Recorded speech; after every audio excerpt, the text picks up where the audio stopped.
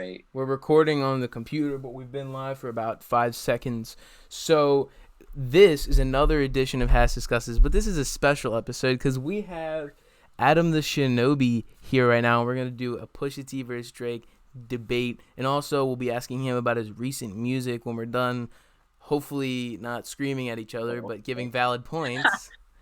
We got to talk about Doom at the end, but sure. So what was your problem with the post? Honestly, I really like problem-wise with the post, but I just saw it as like, I guess you were being very one-sided with the whole Drake thing. I guess if you want, explain to me where you were going with that post, because I saw it all and I'm like, damn. So he's talking about Fantano and he's talking about Drake and Pusha T, but he's talking And about Nav how and Navraj. We can't leave out Navraj. okay, I don't actually know a lot about that. Nav But is just a Canadian Indian rapper, and I like Nav. Nav. Nav. I call him Navraj because if we're gonna talk about Nav too, we can get on a whole ass discussion on that. You are not gonna like what I have to say about that, man. But okay. Oh, this is gonna be great. Okay. Let's just nail down the detail of the post because that's what started this. And DDK gave me an excellent argument. He was going off. He was like, I saw that and I was like, I don't want to read all of this because I have my own things, but like at a point I was just like, let me just hear it. Okay, so it started with something I saw on Twitter. So what I saw on Twitter was Le Needle fraud has convinced our entire generation of our youth that Nav is trash and this app's herd mentality has undeserved trash. I didn't write this. I just saw this on Twitter, thought it was funny. I knew that. Yeah. And then I saw a little comment it's by Anthony Fantano that said, "How do you feel about Pusha T being better than Drake?" And then I got mad and I'm scrolling through the rest of it. And then I saw somebody say, hold on. And I don't hate Fantano. I just hate when people think that his opinion equals right. Okay. Like, cause no, I like, hold on. And then someone says, replies to him and said, "I wish I'm funny as you when I'm 35." And then everybody's like, "Oh, destroyed." And I said, "Rip Fantano." And then we get to the guy who did that post came with a bunch of paragraphs about Pusha T's fraud and Mickey Mouse career. That's his quote, not mine. But what did you think when you saw this? I mean, the first thing I thought was like, damn, well, you really like Drake, I guess. But like, I got the idea of like, you have, I guess where do you think Drake is good? Like, are you saying as like an artist, a rapper, an MC, or are you just saying all in general? Because that's where I got my confusion from, because I was thinking, okay, are you saying Drake is a better artist? Because, okay, I think artistically, Drake is a better artist. Yes. But rapper / MC wise, bar for bar, I do not think Drake can take on Pusha T. I'm just being upfront because I've seen Pusha T rap the way he does, and no one can really go bar for bar with him, other than for maybe an exception of a few artists. And this, I got Freddie Gibbs over Pusha T. I will give you that. Thank you, bro.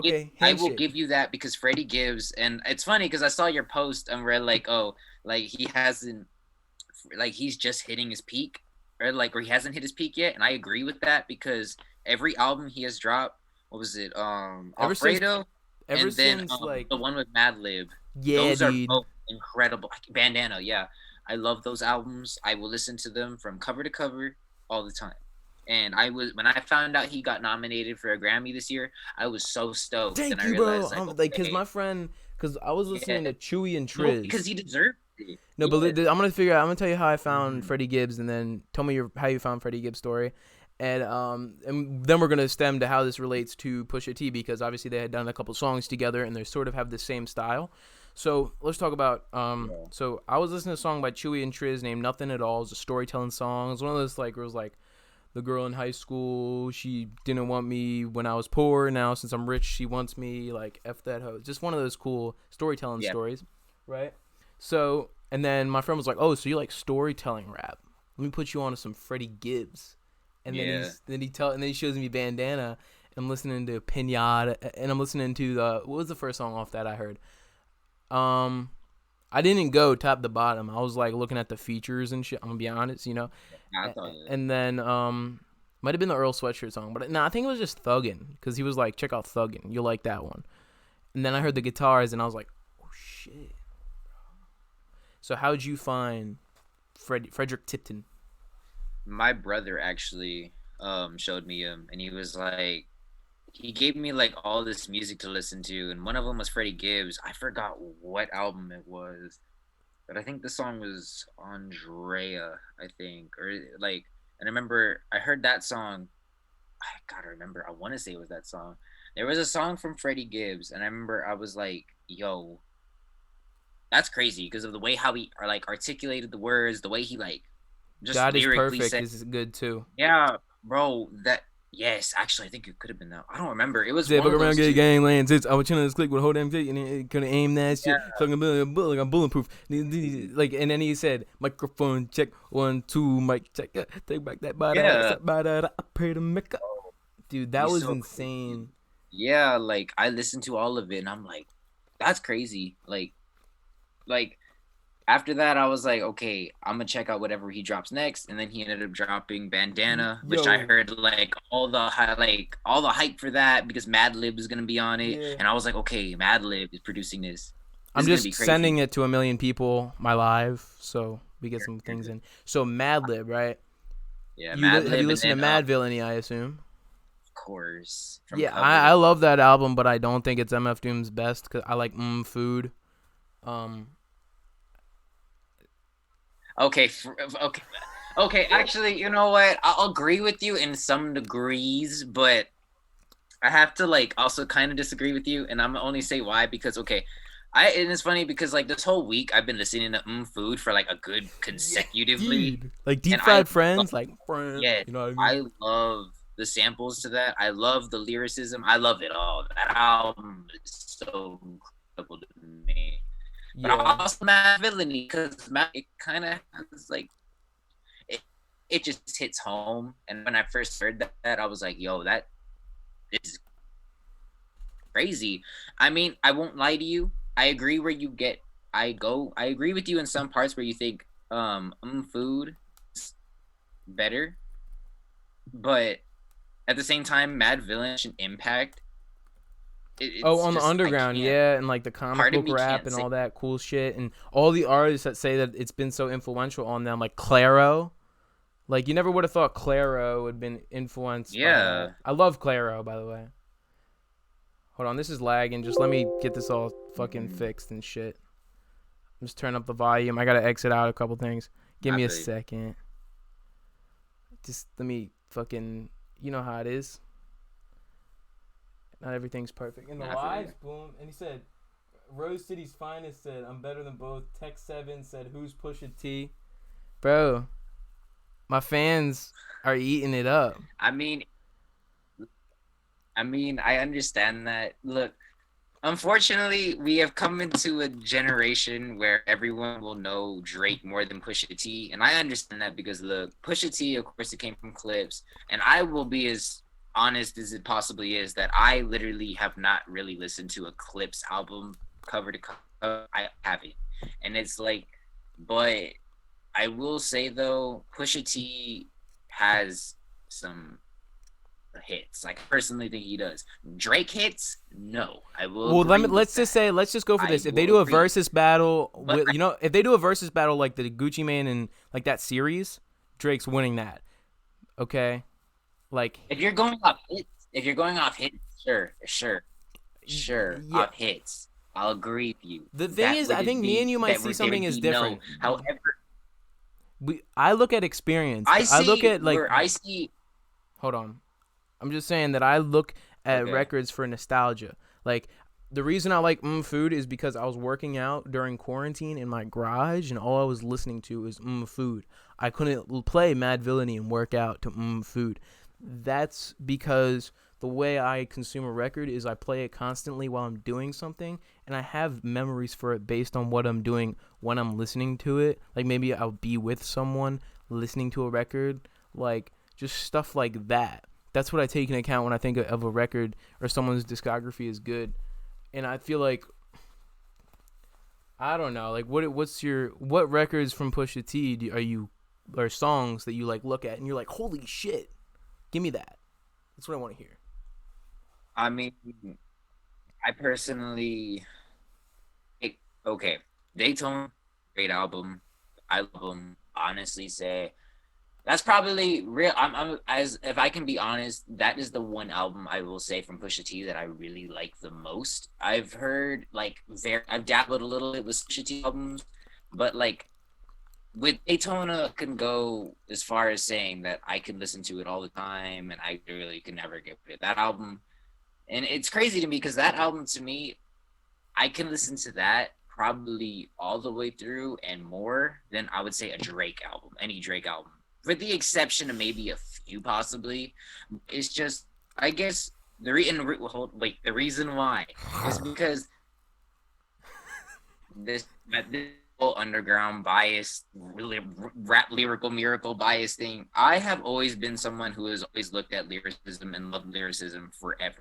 I grew up in that. I loved it. I appreciate Drake and what he's done for the culture and what he's done for the new generation. I respect that like hella. But the thing is, like, I know I would get more out of a Pusha T album and like at least like Daytona because of the lyricism and like the beats. Because when I found out Kanye was gonna produce all of that, I knew I was gonna love it because Kanye's production is something I've always looked up to for years and like probably one of my biggest inspirations with production. So it's like when I heard all of that, I was like, yo, like this is gonna be a great album.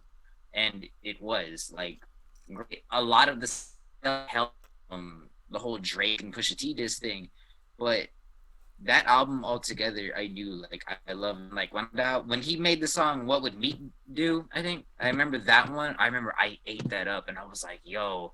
He was but he's saying Kanye it was winning that was good. But he was saying like it was written like Nas, but it came from Quentin. What the fuck are you talking about? Like, oh my, that was on. No, I feel like when he takes jabs at Drake, it's so immature. Okay, that bar has substance, but its existence bothers me. Its existence? Yeah, the bar has substance. Let me hear it out. I'm gonna dissect that bar. It was written like Nas, but it came from Quentin. Nas raps about New York City. He talks about representing New York City. He makes songs called New York State of Mind. He makes a lot of great songs representing New York City and stuff like that, and that's what Drake was trying to do for Toronto. That's why I respect Drake a lot, is because he's always like representing Toronto. He's happy about his hometown and stuff like that. That's what Drake does in his music. But it came from Quentin. So what he's saying is that the verse was written by Quentin Miller. Yeah. Exactly. So like, has anybody taken the time to like really dissect what Quentin Miller did? So what he didn't just ghostwrite for Drake, he made reference tracks for Drake that him and Drake wrote together. And this is why I have an issue with ghostwriters, is because that kind of denies that rap is music, because music is a collaborative effort. So I'm not saying every rapper should have ghostwriters, but when people use ghostwriting as an insult, that sort of denies the fact that rap should be taken seriously. People are saying rap isn't music.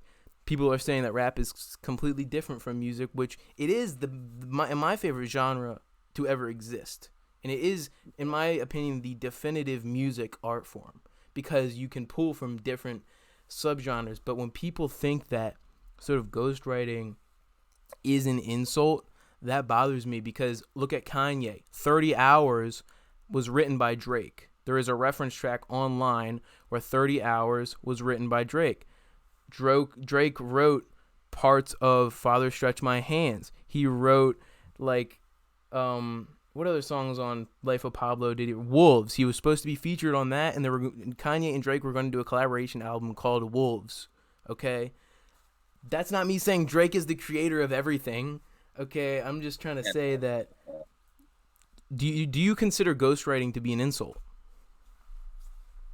Like, if you were to diss someone and use ghostwriting as an insult, is that what you're saying? Yeah. Yeah, because I mean, okay, the whole ghostwriting thing, and let me get into this. It's because when I found, and it's funny you bring this up because I remember when I found out the whole thing about like it's funny because I started to appreciate Drake at one part where like I was like, okay, you know what, his music's pretty good, and then like I started listening. I don't know when it was when I found out about I think it was like a 2015. little bit before Back to Back. I remember when they had. Yeah, it was around 2015. I remember I was just like realizing, okay, Drake's not bad. And then I remember like I heard about all the ghostwriting stuff, and I was like, how are you gonna why? Like it's just and my thing with the whole ghostwriting situation is like you would never hear that from Pusha T. You would never hear that from an Eminem. You would definitely never hear that from a Freddie Gibbs. You would never hear that Yeah. from a Doom. Like quality MCs, like actual rappers MCing, you would never have like a Doom say, "Hey yo, I need help writing." You would never hear Eminem sure as hell saying, "Hey, let me help with this." You would never see like and you're a big fan of East Coast like Wu Tang. I know you're a big Wu head, so it's like I Yeah. know well you wouldn't use Wu. You would never hear any of the Wu members like you would never hear them be like, I need a writer. Like, but Drake, it's like, and here's another thing I'm gonna bring up. Okay, so Fantano actually had dissected a top 50 best rappers list. And he put Drake Drake on was it. on that list, and one thing he said And was Freddie like, Gibbs, by the way. Drake was Yeah. number 23. Yeah. Like he was number 23 on that list, and I remember it was like 4 slots over Eminem. I remember I freaked the hell out because I was like, okay, first off, that doesn't make sense, and second I off, got Drake Drake over has been Eminem. I can't with Eminem. Like oh, I got Jack Harlow okay. over Eminem. Like I'm not even gonna no. I'm not even gonna that's irrelevant to me because that's so invalid. I'm not even gonna get all right, into whatever. that. I can give you a whole thesis. I can write a whole 2-page paper essay more probably on why Eminem is better than Put a Drake. book Like, out, bro. and I can Please. talk about People would look, buy and it. I'll go as far as saying in a versus battle, Eminem would beat him. I will go as far as like look, All right, Eminem what I has do more. respect about the whole Drake and Eminem situation is that Drake did that, and I do know one thing though: women they come, they go, Saturday through Yeah, Sunday, that's Monday. true. Like that's Yeah, cool, but like still, like I can't listen to an Eminem album. Like I can't, but I can listen to a Drake album. I literally listen to chopped and screwed versions of Drake albums just because I'm bored. Like, but that's just me because the thing about Drake is he inspires me. Like the reason I like Drake so much is because he gets me to do whatever I'm doing. Because I'm doing 30 things at once, and I'm trying to link up an interview, or I'm trying to do a podcast, I'm trying to yeah, do what I do, and like I'm listening to him daily to inspire me to do a lot of this shit. And it's not like I'm offended when people bring this up. It's just fun conversation, so I'm not like no, and offended. and to your to everything you said, I agree with that because that's just your preference, and that's just the way how you'll start your day. Like Dude, I see on the that's TV just. something. I see the Memphis 666 in the background. Oh yeah, I was listening to it earlier. I've been listening to them before they even started putting like my music on there. I've always loved their channel, but what was I gonna tell you? Yeah, like my whole thing, I guess with I guess Drake, I will never agree that the whole ghostwriting thing, like I said, he could never, I don't think he'll ever be in a top 10, top 50 lyricist thing. If you are going to say that with as long as he has writers, I just don't agree with that. Is he a great hit maker? I agree 100%. I think he's an incredible hit maker. You ever He thought that maybe he makes gets the ghostwriter great so he can hits. make a good hit? So like he like when I mean, Adele but if when you can make Adele a hit, wins an award, she walks on the stage with 30 different people. Okay? okay, in that respects, yes, but think about it this way. Eminem, he's made multiple hits. He never needed a ghostwriter. Kendrick Lamar, multiple hits, never need a ghostwriter. You could Yeah. say that too. And I mean, like, look, I agree with the Adele thing. I agree with the Drake thing. But look, Eminem and Kendrick, if you want to go far as like lyricism wise, like that's like, and if you want to say like, look, making hits like without a ghostwriter, they're a good example of that. You can see that they did not need ghostwriters to make hits compared to where Drake, he probably needed a few people to make hits. I mean, so that's just kind of how I see it personally. And like my whole Dude, no, I preference. look at Drake. This is what people don't understand is that I look at Drake like I look at Genghis Khan. Okay? You're like, "What the fuck?" Okay. But like No, I've heard Drake of is Akuma. cold. You know what I But mean? Like he's cold. Like he steal someone's flow and openly release it. So I have this call weird. him cold is an understatement, but okay. I wouldn't He. call him. He's the softest rapper there is, What do honestly. you I'm just, mean, dude? bro. You can't look. Bro, I've seen footage of him and his like bodyguards jumping someone in the back alley of a bar on security I mean, footage. okay, sure, but like, I mean, he's like, look, he makes all these hard ass songs, but then of course, like, look, half of his hits aren't his hard songs. They're usually like That's his good simp though, ass cause anthems. Yeah, sure, yeah. that's He good, has cause hard songs. I'll agree with you. I agree, but like, he also has a lot of soft songs. Like, but that's what I I like though. wouldn't. That's what I like about him is he does the soft songs. And And I I'm agree with not you. saying I rappers agree. that don't do soft songs are bad, cause rappers that only do hard songs, they're awesome. Okay? That's why I'm listening to Freddie Gibbs make a song about gang signs called Gang Signs with fucking Schoolboy Q. Cause I'm like, I'm every day I need a dope trip and I need a dope and he's got the rabbit and he's in the cover. Like it's beautiful. But Everyone's gonna listen to a certain thing for a reason, and that point being said, like, look, that is another reason why I will listen to Pusha T over Drake because, for one, Pusha T just personally to me is a better preference. If I want to listen to something, if I had to pick, look, if someone were to tell me, hey, would you put on Drake or Pusha T? Depending on the situation, I'm gonna listen to Pusha T. Even if it's in my car, I would probably listen to all of Daytona before I would a Drake album. I just my whole thing with Drake is like I said, like he has to me a very he can have a very both of okay. Pusha T and Drake both have spotty catalogs to me. Drake does have though, like I would say 1, 2 solid albums personally. But I look, mean, I'm gonna say every album of his is I perfect, know, and perfect. But I agree with this you is on that. this is your time to That, talk. that's your all that, and I respect that. I respect that because, I like I got said, Still Smoking over any Pusha T album by Soulja. that's Jose is incredible though, and Dude, that's dope that you have to Soulja, see. dude, it makes me angry. Like I'm listening to All Prophet and I'm being inspired. I'm I hearing him. actually, before you say that, I actually saw your Half Dead Shogun interview, and I remember y'all were just fanning over Soul Zay, and I was like, low key though, y'all are spitting facts though because Soul Zay is that good. But I agree with you on that, so it's all good. Yeah, dude, like Nah, Soulja, dude, though, like he like he's got that whole lifestyle rap thing. But did you hear the DJ Akoza collaboration on SoundCloud? They just I released. It think was a so. I'm not Soulja and DJ Akoza. It just released, and it's like got this one. It just released. It was like an EP or some shit. But Soulja, man, I honestly think he's better than Freddie Dredd. Oh, I remember. I think yeah. I got Soulja over Freddie Dredd, and I don't think Freddie Dredd might be angry at me because I want to interview him so badly, and I feel like he's gonna look back at this and be like, "What's up?" Have But you talked to him? I want to. I've DM'd him on multiple accounts that I have, and I've commented, "Check your DM. I want to interview you." Does he ever respond to you? Well, what do you think would happen if I went up to Soulja and was like, "Yo, can you get me a Freddie Dredd interview?" Like, I don't know. I think you're using him honestly, but I don't know. This is what I'm trying to do. mean, This is my I don't know, strategy. actually, personally.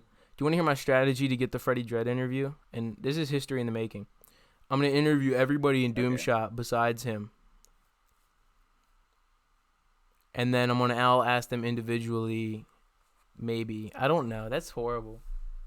I'm feeling I don't. like a dickhead Okay, right now. let me just tell you. I can't see. I don't think you're gonna be able to do that personally, because Doom Shop is very low key with their stuff. So I do not see them getting. Honestly, when you got the Soul Zay interview, and I still want to watch that. I have yet to watch that yet.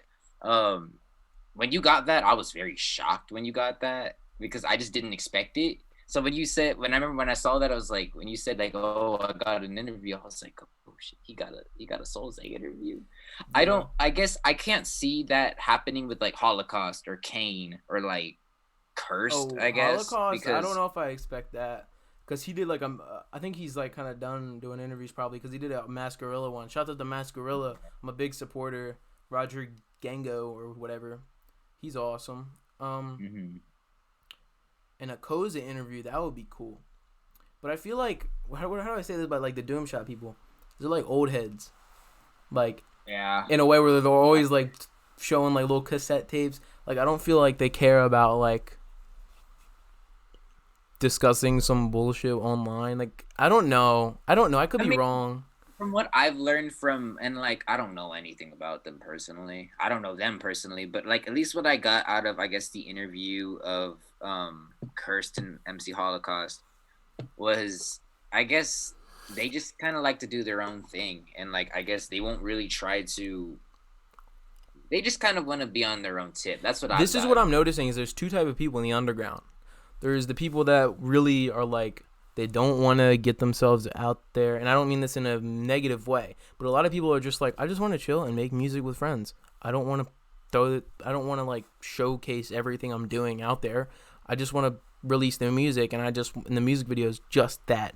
But there is people like you who would be open to doing these discussions, and that's what's cool is that I can respect both type of people.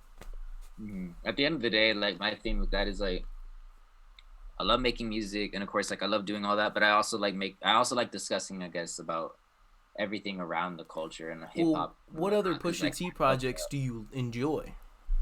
yeah, I remember I knew you were gonna ask this, and so my whole thing with that, kind of like how I said earlier, I have personally the only Pusha T album I have really actually have listened to from covers, like I said, Daytona. That is the album I honestly enjoy, and I was of course like earlier today I was listening to like I know some of his albums just to listen to, and like I said, it's very spotty. The albums are definitely very spotty. I mean, there's a few good songs in there that I'll say. Like, I think there was one song I know with like him and Kanye. It was like New God Flow, incredible track. Yeah, okay, his Kanye collaborations, they're all really good. The I Don't Like one, that was insane.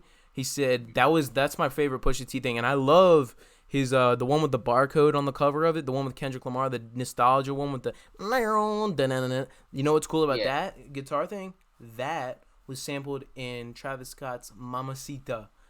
The yeah. I love that song, dude. And what's cool about Pusha T is I like Pusha T. I don't hate him. Okay, I'm not a Pusha T hater, but I am. How do I say this? I'm disappointed. Okay, like when he's You're trying just to touch my God. Okay, I'm joking. He's not my Drake's not my God, but like I'm just kind of disappointed in the sort of trying to chase the Drake attention. I'm actually I'm personally not upset with that. I was honest. I was living for that because Okay, it made me realize that like okay, after I know there really weren't that many diss tracks early. Like there wasn't really anyone. I realized when Drake had, I guess, quote unquote, battled Meek Mill or whatnot. I realized that okay, damn, Drake is untouchable. Pusha T said like years later, "Yo, that's not happening. I will be like, but bet, did you not analyze how Drake responded to Pusha T? I know nobody like sees them as really legit, but he was like, I wasn't hiding my kid from the world. I was hiding the world from my kid, from empty souls who look up to debate or some shit. And he was like, and he said like a wise man once said nothing at all. But nobody wants to hear that because rap is a competitive genre. And I'm not denying that it would have been cool to see Drake do a full on collaboration. I mean, it would have been cool to see Drake do a full on diss track to Pusha T, like ruining him. I'm not denying that that would be cool. What I'm not denying is that what I am denying is people saying Drake's career is over after Pusha T. He's still putting out bangers. I love Tootsie Slide. I don't care. People don't like Tootsie Slide. I agree. I listen to that shit. I'll agree. With that, yeah. Like you can agree that Drake's career is not ruined. Like he still puts out bangers. Well, I will say Drake's career is definitely far from over. That's definitely for sure. Drake's forever gonna. I knew that whatever Pusha T was gonna do, even though what he Do did you like do Benny the was like, Butcher? I mean, But he's literally, I think I've only heard like two songs from him, honestly. But but like, he's got a lot of like underground collaborations. Not Griselda's not underground anymore. Everybody's got to get that out of their head. I know he collabed with M. That's all I know. But he's got a song it. with Benny the Butcher coming out. But this is what I want to see is a Drake and Freddie Gibbs song. I don't know what they could do together, but Freddie Gibbs did an interview and he was like, the only rappers on my level, he said like the top 5 rappers that are on my level are Pusha T, Kendrick, Drake, and Big Crit, and Killer Mike, and a bunch of other Griselda members. And I want to get into Big Crit so badly. So I don't know if you know who that He's is. not bad. I haven't heard listen. I haven't listened to all of him yet, but he's pretty cool. But I guess my whole thing with the Pusha T and Drake diss thing.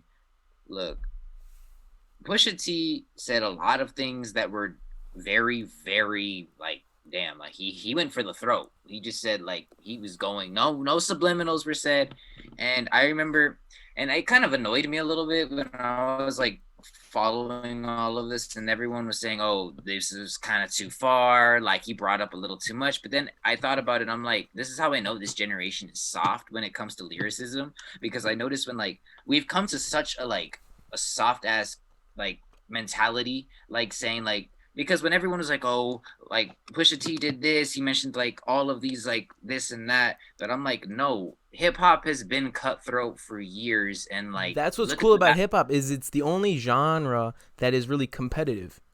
and exactly, and look at the battle rap scene. The battle rap scene is destructible. That's Like what I want to get into though so badly that I haven't ever. Like you, I manage an artist and this guy named Jace and he's so obsessed with like the battle rap scene and I've never gotten into it. Like who in the battle rap scene? it's a very different scene. The battle rap scene is a lot different from like I guess regular hip hop itself. I mean, I would it's not for everyone. I'm gonna be upfront. Like the battle rap scene is not for everyone. Like if a regular rapper were to go into the battle rap scene thinking that oh they can go bar for bar with someone, that's so different because the way the battle rappers do things are a lot different than how I guess someone like maybe I don't know Doom or maybe Gibbs or something. I mean, it's just so different. The way they do things is more meant to cut your throat instead of like actually articulate Yeah. songs. So And this is that's what what I want I've to noticed. explain to you is something. Oh, sorry. Go ahead. Go. No, you're good. I think I've said everything, but yeah, I could talk about the Pusha T and Drake thing in a little bit, I want to but give you yeah. some surprising facts about Drake and me, which are two uninteresting people. So, so, before the Drake thing happened, situation happened. What's up, Ruga? I did not get your text, and I'm not gonna look at it until after this live. So when the Meek Mill diss happened, I was on Meek Mill's side. Did you know that? I was on Meek Mill's side, and I was like, "Fuck Drake, he's a loser. He's a fucking little dickhead, and he doesn't write his raps." But then, Curious where you changed up on this now. so this is what happened. So I was like listening to the underground Meek Mill diss tracks when he was like dissing Drake. Like there's the Summer 16 song. What happened is right after that drop, Meek Mill literally dropped the diss track to it 15 minutes before. So that either confirms that the information in the track was either ghost written or it was it's real information because they were talking about how they were in like a hotel or something like that or some shit and they were like about to fight or something like that. But I don't know. And also I didn't agree with Meek Mill bringing O'Malley on a diss track. That was sort of like, what the fuck are you doing? Why are you bringing your little cousin on a diss track, Meek Mill? Like what? Like who? No, I like O'Malley. He has a couple good songs with Core, another Philly rapper, because Delaware is really close to Philly, and I'm really tapped into the Philly rap scene. Anyways, so I was like, and then I sort of got back into rap music because I kind of took a break. I didn't want to listen to it, and I was only listening to punk music in like 2018 and shit. I was like only listening to punk music. And then I got back into rap, and I was like, oh shit, Drake was really nostalgic. And when I was like 8 years old, I was listening to only Drake. Why was I so hateful? Why can't I just like everybody? And then I'm starting to remember now that when I was like 8 years old and 10 years old, I was listening to Pusha T all the time. I was listening to like New God. I was listening to the Click song or something. Like he had a bunch of like the Cruel Summer era, like when good music, the Kanye label, were putting out all these things.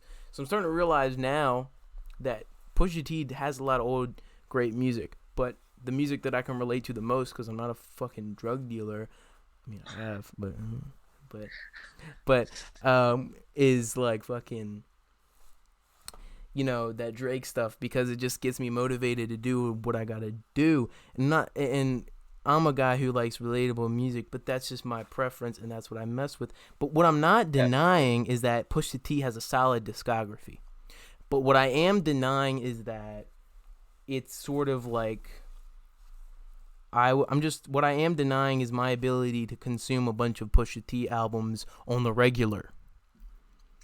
But you're denying that you don't listen to a bunch of Drake albums on the regular, and you do and listen to a bunch of Pusha T albums on the regular. And I'm not saying that's wrong. No, That's just you. that's actually very wrong because I'll go as far as saying I have heard more Drake albums than Pusha T albums. I'll go as far as saying that.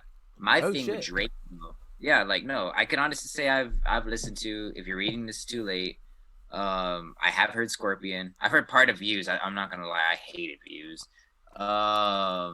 October's that one playlist thing he More dropped. Life. That's fire, bro. I don't care. I like Yeah, More Life.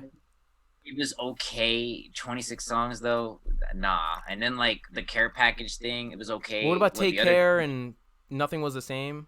okay, Take Care, I'll give you that Take one. Care, in my I opinion, will not. I is will the not lie to greatest you. album of all time. That's me. That's just me. That's me I being mean, me. But I will not lie to you and say, look, Take Care. I'll agree with you. That album won't be that cannot be touched as far as Drake's discography. That's probably one of his better albums. that's his. That he has. I think. I don't know. Like I Let's will talk go about as far as classic albums. He has 3 classic projects.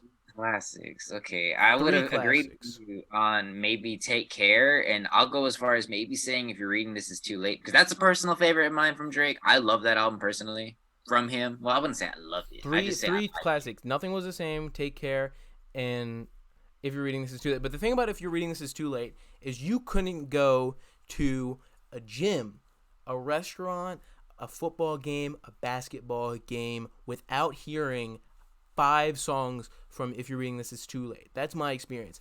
Every single event or public location, I was hearing a song from that. And Oh, no, that no, was no. even when I didn't even like That Drake album like that. is good for everything. No, and that's why I will go as far. That I don't remember when that album came out. When I first heard that album, I think it was 2015. That album actually, when it came out, I remember I was like, okay, that's when I was starting to more on the side of liking Drake. But then when I heard all the whole like ghostwriting thing, I was like, damn, this album almost means nothing to me anymore. But then of course he clapped back with Back to Back, and I was like, okay, that makes a little more sense now to me. But Back to it's Back was just cold though, but then again, I'm not saying that I'm saying Pusha T's diss was not really. Pusha T's diss was cold, okay. But what I am saying is that showing information about his son is not a diss track. That's just stating a fact. And how could he call Drake a deadbeat when he hasn't even learned that if it's his son or not? He didn't even get the DNA test till after the story of Adidon released, and then he kept on releasing Scorpion, and then showed the information when Scorpion came out, because he didn't even know if it was his son or not. He was just kind of like, he was kind of denying it, and then he was like, okay, I'm gonna get a DNA test, figure this out, and then 40 told this girl that he was with. 40 is Drake's producer, which is the greatest producer of all time. It's 40. By the way, sorry, man, fuck that. It's either 40 or Kanye. I don't fucking know. Anyways, probably Kanye. It's Kanye. Kanye over 40 by no question. Like I could think of a billion producers. Well, I like listen to 40 more. I listen to Kanye more though. The thing about Kanye is he can drop that sort of Gesaffelstein, French house influence project like Yeezus. And I love Yeezus, which is like one of my favorite albums ever. Like, I think it's probably my top 3 Kanye albums is Yeezus. Because you'll have I love I Am a God. It's so like, yeah, F you, you know, like, yeah. that shit, like, if I'm working out or if I'm like angry, I'm listening to Yeah, that Yeezus. one is good. And also what the Yeezus did, which a lot of people don't want to like look at, is it really popularized or did it in a cool way, like the distortion of bass, the sort of like rap rock collaboration, and drill was also like key in that because it had King Louis and Chief Keef. All right, we talked enough about Yeezus, but let me tell you about Pusha T, okay, and Drake, that you will not be surprised at. Drake, he had a microphone signed by Pusha T, and he was the biggest Clips fan you would have ever thought there would ever be. In late 2000s, he had a bunch of autograph Clip stuff with Pusha T. He was Pusha T's biggest fan, okay? And he's a fanboy of Pusha T. That's what's so surprising to me. And I'm not saying, I don't fucking know. I gotta listen to more Pusha T. I'm sounding like an asshole.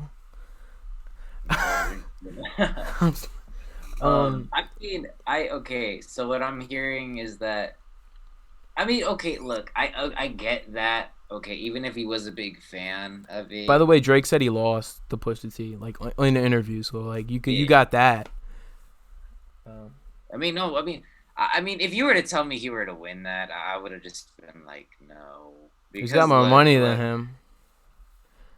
I mean, sure, but I mean, if we're talking lyrically, Lyrical no. integrity. Lyrical integrity is probably what you Look, would. he did the softest thing possible. Look, and that was not respond. He should have responded. I get it.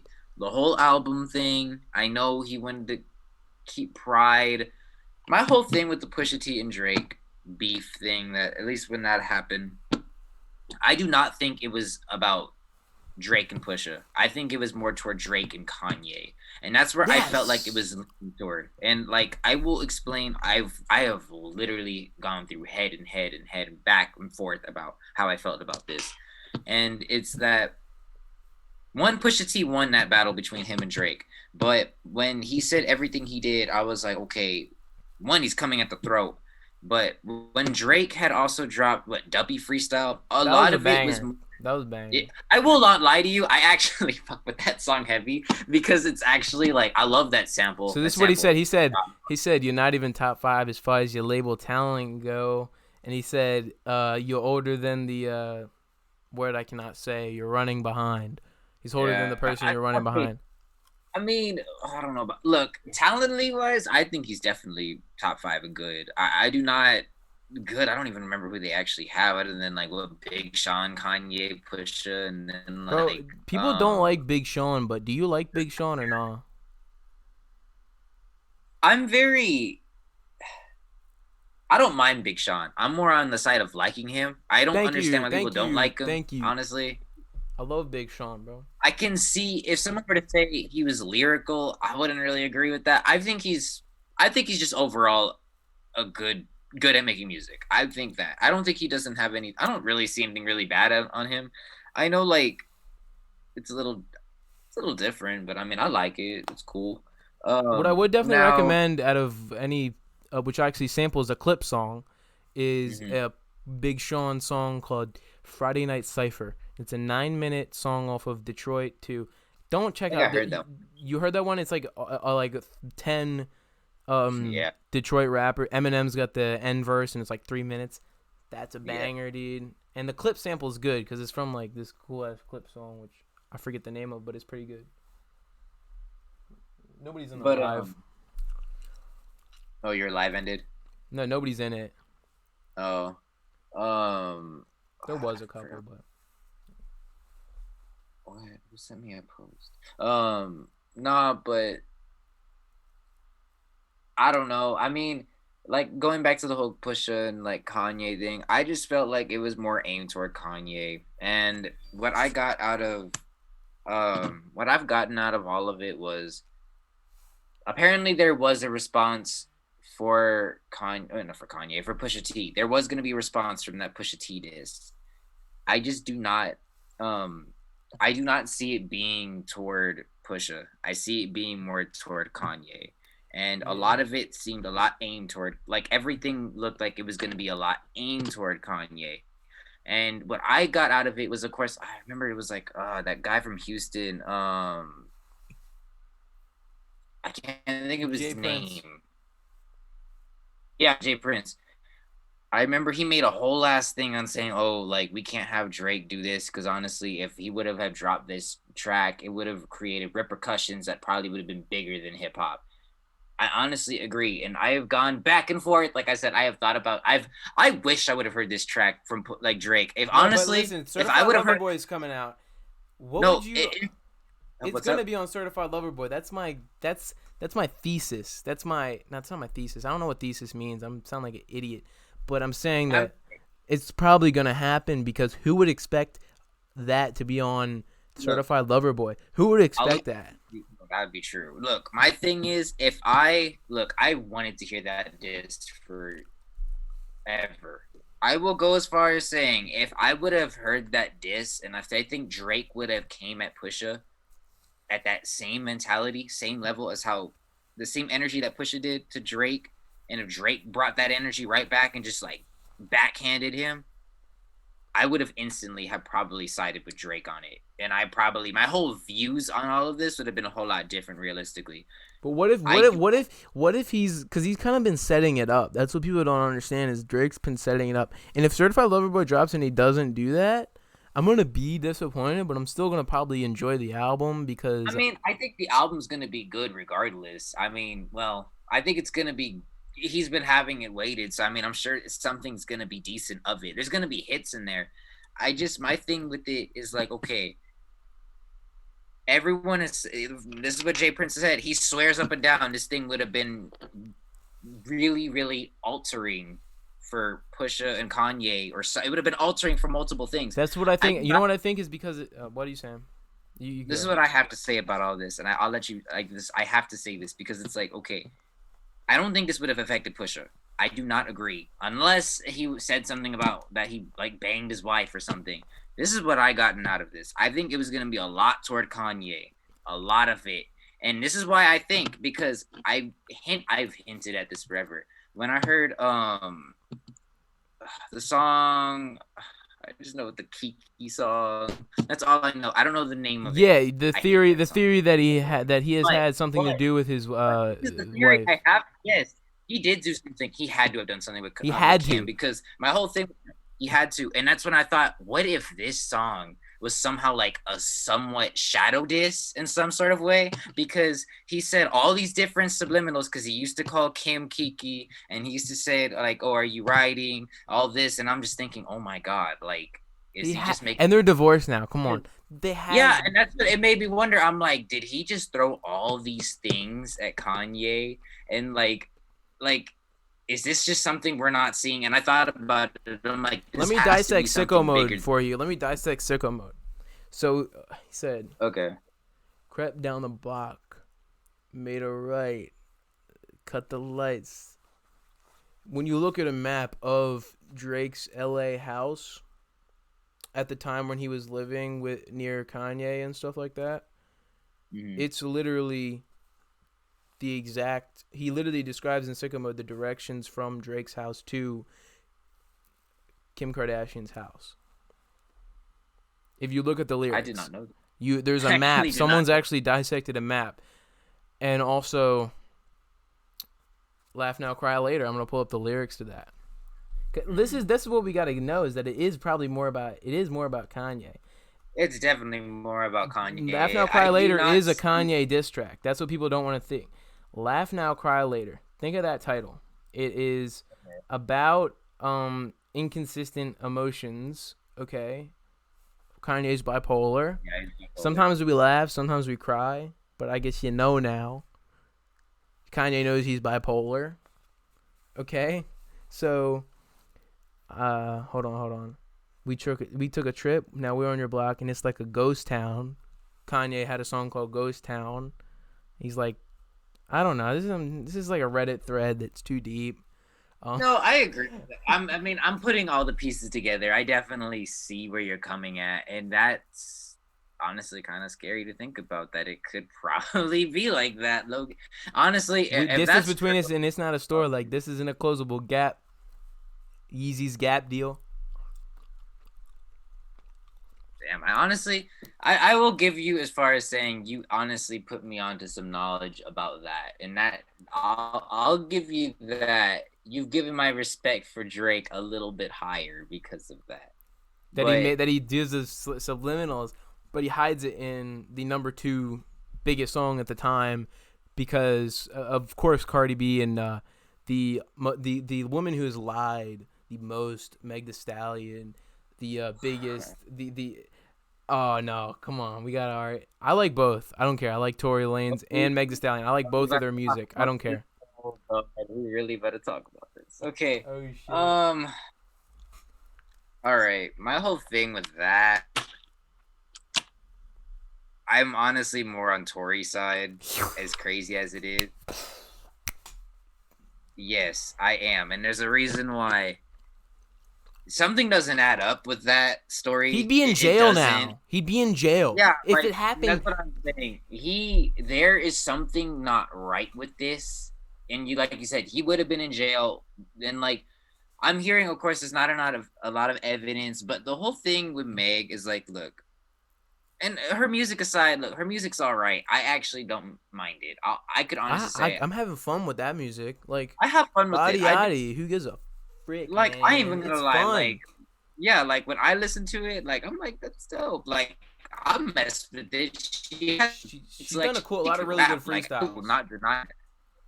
She's had a lot of Yeah, real like good for real, like freestyles. she's not bad at all. Exactly. But But nobody my wants to whole hear thing that. with Nobody it wants to hear is me liking both.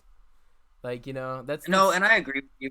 I agree, but like it's just my whole thing is she's lying. I know she is because there's look the whole thing with the foot thing. Like I don't how you something's get not shot adding and up. didn't hit no bones or tendons. And Yeah, like no, this as could soon have as she been gets shot, a lot she's worse. doing a music video for the biggest #1 hit of her entire No, career. Like I know. what? That's What the I fuck? didn't get that either. They must No have one either they injected speed in her and like there had to have been some unless she like some I don't know. No one's foot is gonna heal that fast from shot. And the thing is, I think that there has to be something deeper. And when you want to go Tori Illuminati conspiracy theory on that? Let's go. no. I definitely thought there was some Illuminati stuff going Thank you. on with Okay, that. let's go. Let's go. So in the entire album I did Daystar, he yeah, consistently I did hear. references Illuminati rituals. There's Yeah. music videos for it where there's literally showcasing like simulated rituals in a music video about things. I'm gonna pull up some Tory Lanez lyrics. Okay, "Money Over Fallout," which is one of the greatest songs ever recorded of all time. Um, so he said, hold on. Okay. They'd rather see me in a cell, like how he posted out with $30,000 bail. Okay, that's the fire line. Hold on. Megan people trying to frame me for a shooting, but them boys ain't clean enough. I see how they're teaming up, watching. I'm calculating. Got to keep it quiet. Can't jeopardize the outcome. Bada boom. Hold on. So, okay. Can't cry now because I'ma laugh later. That's a good bar. Anyways, what I'm saying is, so this is what happened with Tory that people don't understand. Tory, right? In 2019, before everything happened, so his label's calling him and telling him, stop doing that rap shit. You're a fucking singer. You're a fucking R&B singer. What the fuck are you doing? You're not supposed to be rapping. You're our singer. You're our Bryson Tiller. That's what they're telling him. And he's clearly open about this situation. And he's like, no, what are you doing? And they're literally not allowing him to release songs. So he's like, he's posting like, I'm gonna expose information about the label that I'm signed to and stuff like that. And then he ends up buying all of the masters to his music and starting his entire new label called the One Umbrella Records. So that's his new label, right? So by May 2020, he's out. He's gone. He's on his own. He's got his quarantine radio. He's got a fan base. He's having fun with it, right? So then Meg the Stallion, right? She gets signed to Rockefeller Records, and they're not letting her release music, okay? They're not letting her release music. She's in a shitty label situation. So then, and Rockefeller Records is owned by the same company that owns the record label that Tory Lanez was originally on. So it's all UMG. Okay. Yeah. I'm pretty sure UMG is like an Illuminati. I don't know. That's just me being crazy. I no, I well, there's a whole different thing. There's a whole thing Yeah, about yeah. dude. But so what I'm saying is that they could have been like, Meg, we'll get you out of this shitty label situation, but you gotta frame this guy for a shooting, okay? Because he's not trying to be owned by our label and controlled, because they all want control. But this is like me just going, and he constantly references Illuminati shit in the album. Maybe because who knows, people will eat this up, but maybe he is really trying to come forth with information. But I don't know. I mean, what I I listened to that album and I actually thought it wasn't bad. I thought it was pretty cool.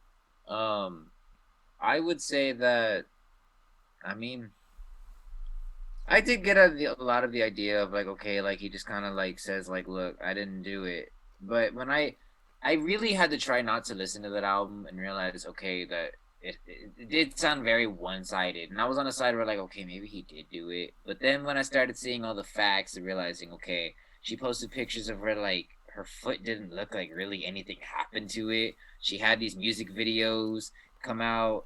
She just started like going under the radar when all these like things he was saying. It Dude, made her me ad wonder. libs are good though. That you know what I mean? That fucking Yeah, you yeah. know that's cool I'm, as shit. I don't I'm care. messing with you, It's yeah. fire, dude.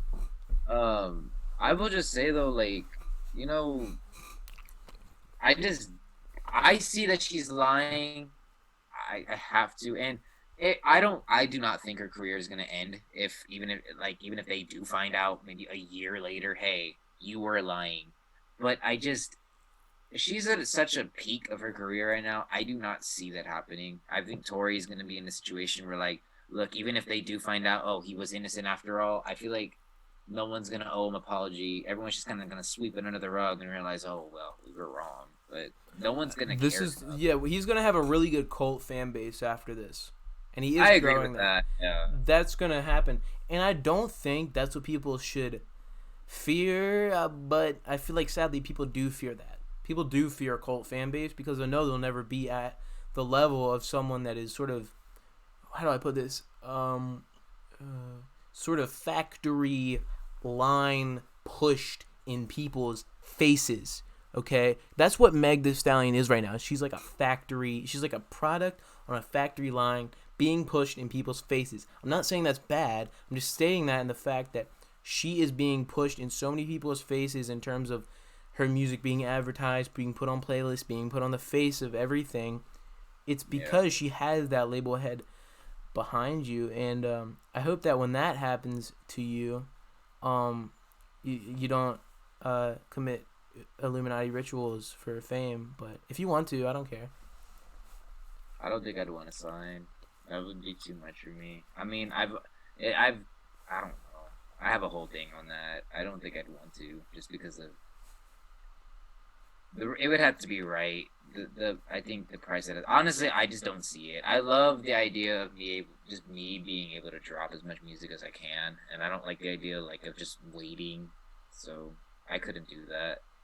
I like the idea of doing everything on my own term. So I just don't see myself signing. That Yeah. seems complicated to me.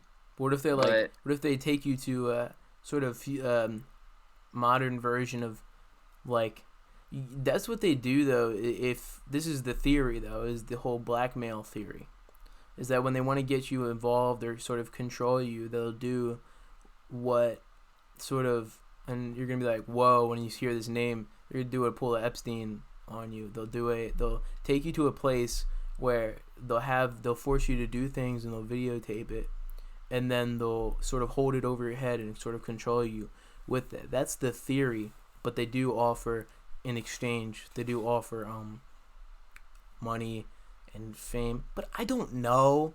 I want to find out and expose it because that's me. I'm a journalist, kind of. I am kind of a journalist. That's what I'm realizing is that I'm a journalist. Like I never would yeah, have. no, you definitely wait. You go to college? I'm 17. Oh, I was gonna say, would you major in journalism? Because I mean, you have that like mind for it. I could tell you definitely have the mind for But it. bro, like I listen think though, you like if really that if like, I could do that, if I could like let's say like I'm talking to like a big artist, right? Oh shit, you're frozen. yeah, It's whatever. I can still hear you. Okay, you're good. You're good. So I'm saying like if I could like get okay. information from a big artist and be like if I ask a big artist, like let's say I interviewed Trippie Redd, like what do you think Trippie? Do you think Trippie Redd's like sacrificing chickens in his backyard? Probably. I don't know. Um, probably something. I mean, But I that's what don't I want know to how figure out. certain There's so labels much of that work. something. And there's always that something. There's always like maybe he's doing something, but nobody is ever able to come forth with the information. And when they do, they even have a sliver of them coming out with that information. They're like oh my god, they're gone. They're disappeared. And like it's like a horror movie, man. It's like I'm trying to find like a gem that's been hidden for thousands of years. But who fucking knows? If there's no Illuminati, I'm making one, okay? I mean, I guess, but yeah, no, I feel that. Um, okay, you know what? There is something I definitely have been wanting to talk to you about. Fantano. Let's talk about the Nav and Fantano thing. I really want to know your hate, not your hate. I want to know your whole thing with Anthony Fantano and I guess Nav. So, what's your thing with Nav and Anthony Fantano? Or do you like Nav? I feel like I'm the questioner now. But like, do you like Nav Well, personally? Nav's not the greatest artist, but he's just I listen to him. I listen to Nav like the way I listen to Gunna. It's just like whatever. It's fun, like cool. But I don't understand why he always puts why he has to say like 0 out of 10, not good, not good, not good. Like why can't you at least try and take some It's time like, to try and analyze a record from Nav, but and I'm not like want to pull the sort of that he's discriminating card, but I do like to see sort of misrepresented groups of people shine, and I'm proud to sort of tap in and say that I'm listening to like an Indian rapper like Lil Op too. Like I'm proud to support misrepresented groups.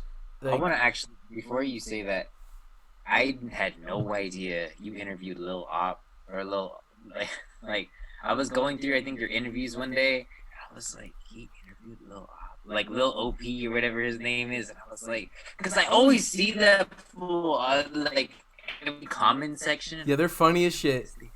and then like bro no I was like he interviewed Lil Op and I was just like what I thought it was the funniest thing and I was like whoa but I don't know. That was just funny. But now, I mean, I agree with. I don't know. I don't like Nav. I think he sounds like a robot personally. Okay, I And mean, I'm just saying. I'm not saying the only reason I listen to him is because he's from a misrepresented group. I'm saying that I'm able to at least sort of take it seriously, even though yeah, of some people course. don't. And I'm just saying that I just don't Yeah, like when people don't.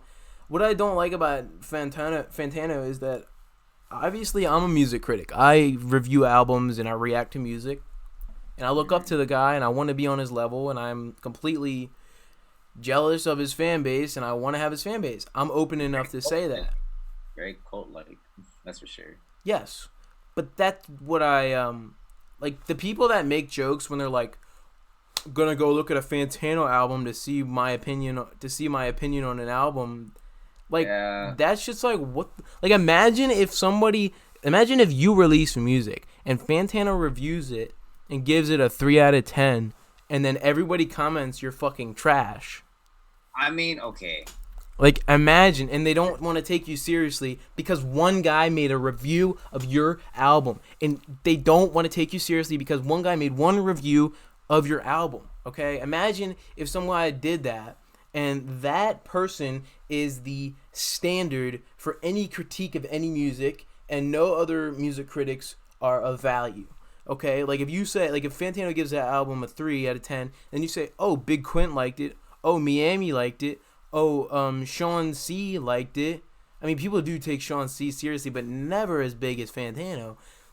I'll They'll be take like, Sean. "Who?" They'll be like, "Who the fuck is that?" Fantano is the best critic. Like, I only pay attention to Sean C and Anthony Fantano mainly. I didn't know thank you the for the Sean C shout out. I'm glad someone actually likes Sean C. I was like, I feel like I know me and my brother watches Sean C a little bit, I like but him. He just uses the word braggadocio too much. I like the idea that he'll like kind of dissect like the music a little more than Anthony Fantano does. Well, at least like different ways, and he'll listen to it and he'll see like where. And I mean, and Anthony Fantano will do that too on his like Twitch streams and stuff. But Yeah, I mean, his I Twitch think I streams. That's would, my favorite part about Fantano is the Twitch streams, those yeah, interviews. He's a his Twitch really good interviewer. Okay. yeah, and I agree with that. And his Twitch streams, I think. Okay, look. Also, I guess that's the thing. I guess going back to your thing on like the like how I would feel as if like so like he gave like an album. Let's say I made an album and it did like a 3 out of 10, and I had people in my comment section say, "Oh, I'm trash." look, at the end of the day, you're gonna have like every music critic. There's gonna be someone that loves your music, or there's gonna be someone that hates your music. But and I know with Anthony Fantano, his situation's kind of different because he's got that cult like following, and everyone. My whole thing with Anthony Fantano's, I guess, fans, I guess you can say, is they're very, they kind of, personally, I get the idea that almost they don't know how to formulate their own opinion, kind of, and I feel like a lot of people, they're able, and like I've seen a video on something I think he made, was like, oh, I control what you like, and someone was talking about, he showed out that someone, he was talking about a video, and they were saying, oh, they were talking about Drake's October's Very Own and how he was on the liking it side. But then when Anthony Fantano said he didn't like it, all of a sudden he was like, oh, now I'm confused because now I don't know what to do. But it's like that guy kind of decided, oh, like, how is he gonna like change up his own opinion just because of what Anthony Fantano did? Personally, I don't see someone, Anthony Fantano is not personally made to go and change your opinion or to make someone's Yeah, opinion he's just supposed to a point something certain out that way. you never would have thought you would have heard. Yeah, like he's just trying to show you what his perspective, or how like how his perception, or any perception of like, well, what, how he thinks the music would sound, or how he would think. He's not necessarily trying to like, and he's also said like, look, this is just, if you want, you can make your own opinion off of Y'all know that, this is just my opinion, debating right? Like, what. that's what I love about him. I don't hate Fantano. Yeah, I exactly. just hate his Well, he fans. says I don't hate Fantano. I just hate his fans his fans, and his could definitely inability be to take a awful. I will couple not. artists seriously. I just hate the only. I don't. This is my final opinion on him. I don't hate Fantano. Okay. I just hate his inability to take certain artists seriously and his toxic fan base. Because there's a certain thing about a cult fan base. His cult fan base is a type of cult fan base that anything he says, anything he agrees with, goes. That's why with my or fans, who anybody supports me or checks me out, I want to disagree with you. I want to debate with you. I want to disagree with you, and I don't want to share certain information that just to share that information about myself, because I have some information that about myself that I don't want to get. Like, I don't scream my age all the time. I only wait till someone asks me.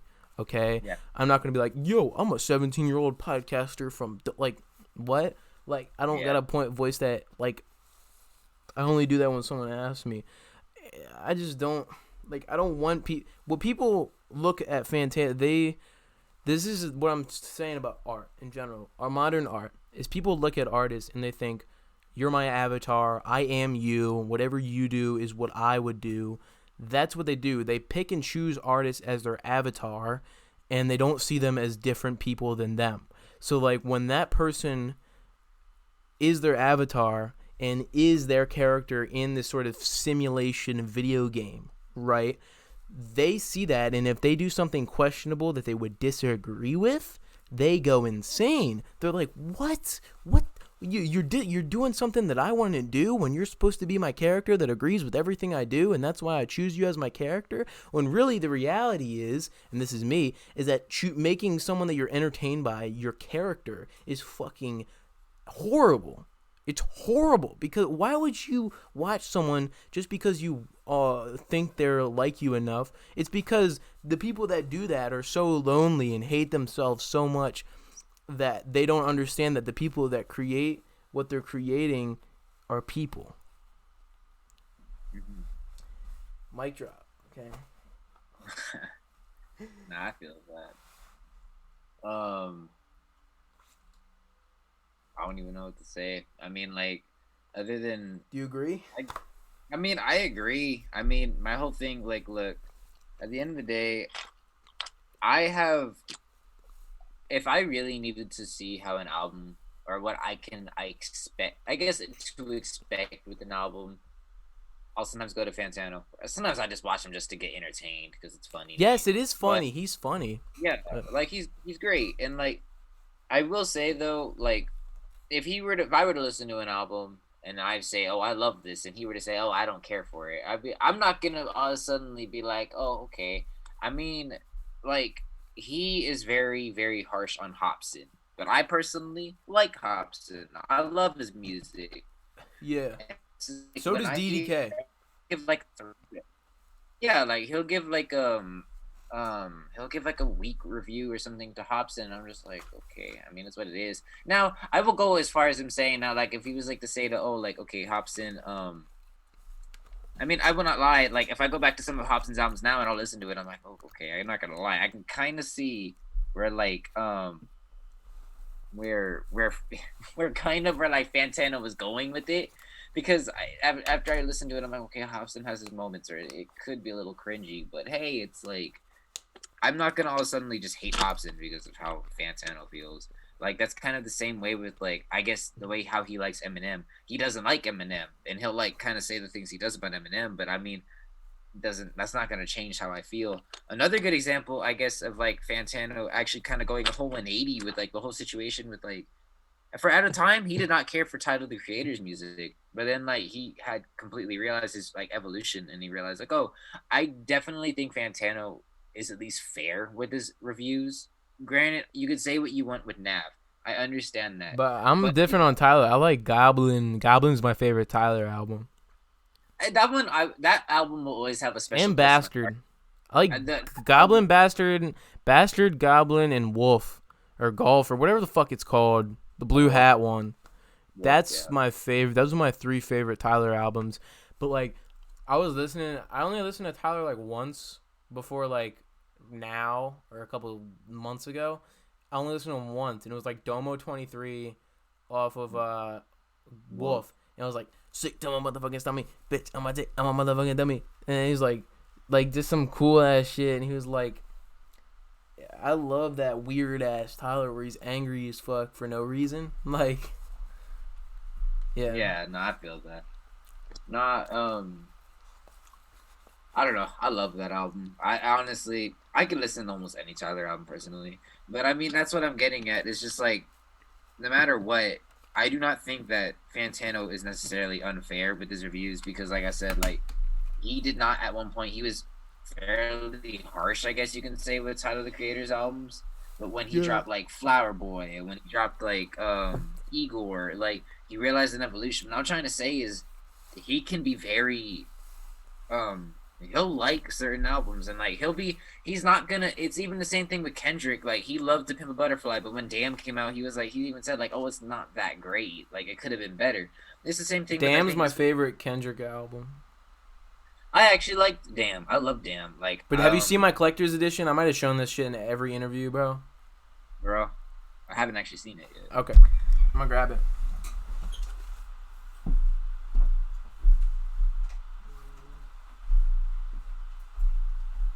It's the collector's edition of Damn. Oh, nice. But it's in backwards order. Like, it has Duckworth first. Yeah, it's all the because apparently if you listen to that album backwards, it's like different or something. It's That's what better. I'm told. I think it's just like a preferred way of listening to it, but I don't know. And let me show you something else about the Soulze CD I ordered. I'm fanning out right now. I'm fucking Soulze. Is look at the back. He signed it, and it's backwards because it's a camera, but it says he signed it. It says "Smoke some fool." That's dope. And J. Cole fan is in the live. What do you think about Jay? I don't listen to J. Cole like that. I'm gonna be honest. I don't hate him. I just don't listen to him like that. Him. I listen to him. I mean, I don't listen to him like crazy. If anyone were to tell me J. Cole and Kendrick Lamar, like who'd be better, I would say Kendrick by like no comparison. I do K Dot. Now I'm gonna say Good Kid, Mad City is the best Kendrick album, but I don't know. I don't Have you listened to The Pimp a Butterfly? Like, have you? fully. Yes, I have. Fully, yes, I have. But I did. Like, I love Mortal Man. Like, that's, like, one of my favorite songs ever recorded. The old stupid-ass interview at the end. I love that shit. And I love, like, I love To Pimp a Butterfly, and I can't get enough of it. But,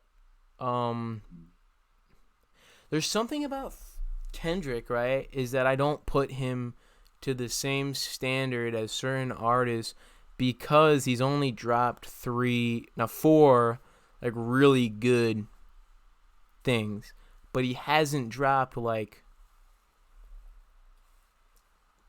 11 or 15 that I could always listen to. Like Freddie Gibbs, I could listen to some stupid ass mixtape from 2004, like Full Metal Jacket, and just like enjoy it full. But with like K-Dot, like I can't do that with a lot of, like I feel like he's still got a long way to go, but people don't want to realize that. Or he's already cemented as like one of the greatest, and he is one of the greatest. But I feel like he could put out, if he put out 3 more albums on the level as Damn, To Pimp a Butterfly and Good Kid, Mad City, I'd say he's better than Drake. Because right now I got Drake, Freddie Gibbs, Kanye, and who else? I don't know. Over him, but I don't understand why people are putting Travis Scott to the same standard as Kendrick. That's what I disagree with. Travis Scott is nowhere near the same standard as Kendrick Lamar. I've always been very troubled with Travis Scott. I mean, I like his music, but I think my whole thing with Travis Scott is that I don't know how he's gonna age like a few years from now. He's like fucking T-Pain or Timbaland, okay? I don't know about that, but no, yeah, that's fun. No, because T-Pain doesn't have like a distinct album. I think what I mean is he could be like I don't know, man. My whole thing with 50 Cent, like, 50 Cent, Travis. Yeah, okay, that I'll agree with. That's great. That's great. That's a great comparison, actually. I think Travis Scott is in a weird situation. I think music over time, and like, look, I would know a Travis Scott album from like 5 years from now, possibly. I could say, oh, that was cool. Like, because that was the time when everything was like that. That was that sound. Yeah, days before rodeo. Years from now. Yeah, like I think that like push it. Travis Scott he has a good sound. I just don't know where he's gonna go from there. Like maybe 5 years from now or 3 years from now. I don't know, because he gives me the sense that, look, he might be able to continue possibly with years, but there's also the possibility where like he might go into like a Migos situation where they just kind of fall off. Because like I don't want that for Travis, but it's just kind of weird for me. I'm on the side of where like, where is he gonna go from here? But the thing is about him is like he doesn't make music that is sort of respectable on like a sort of, how do I put this?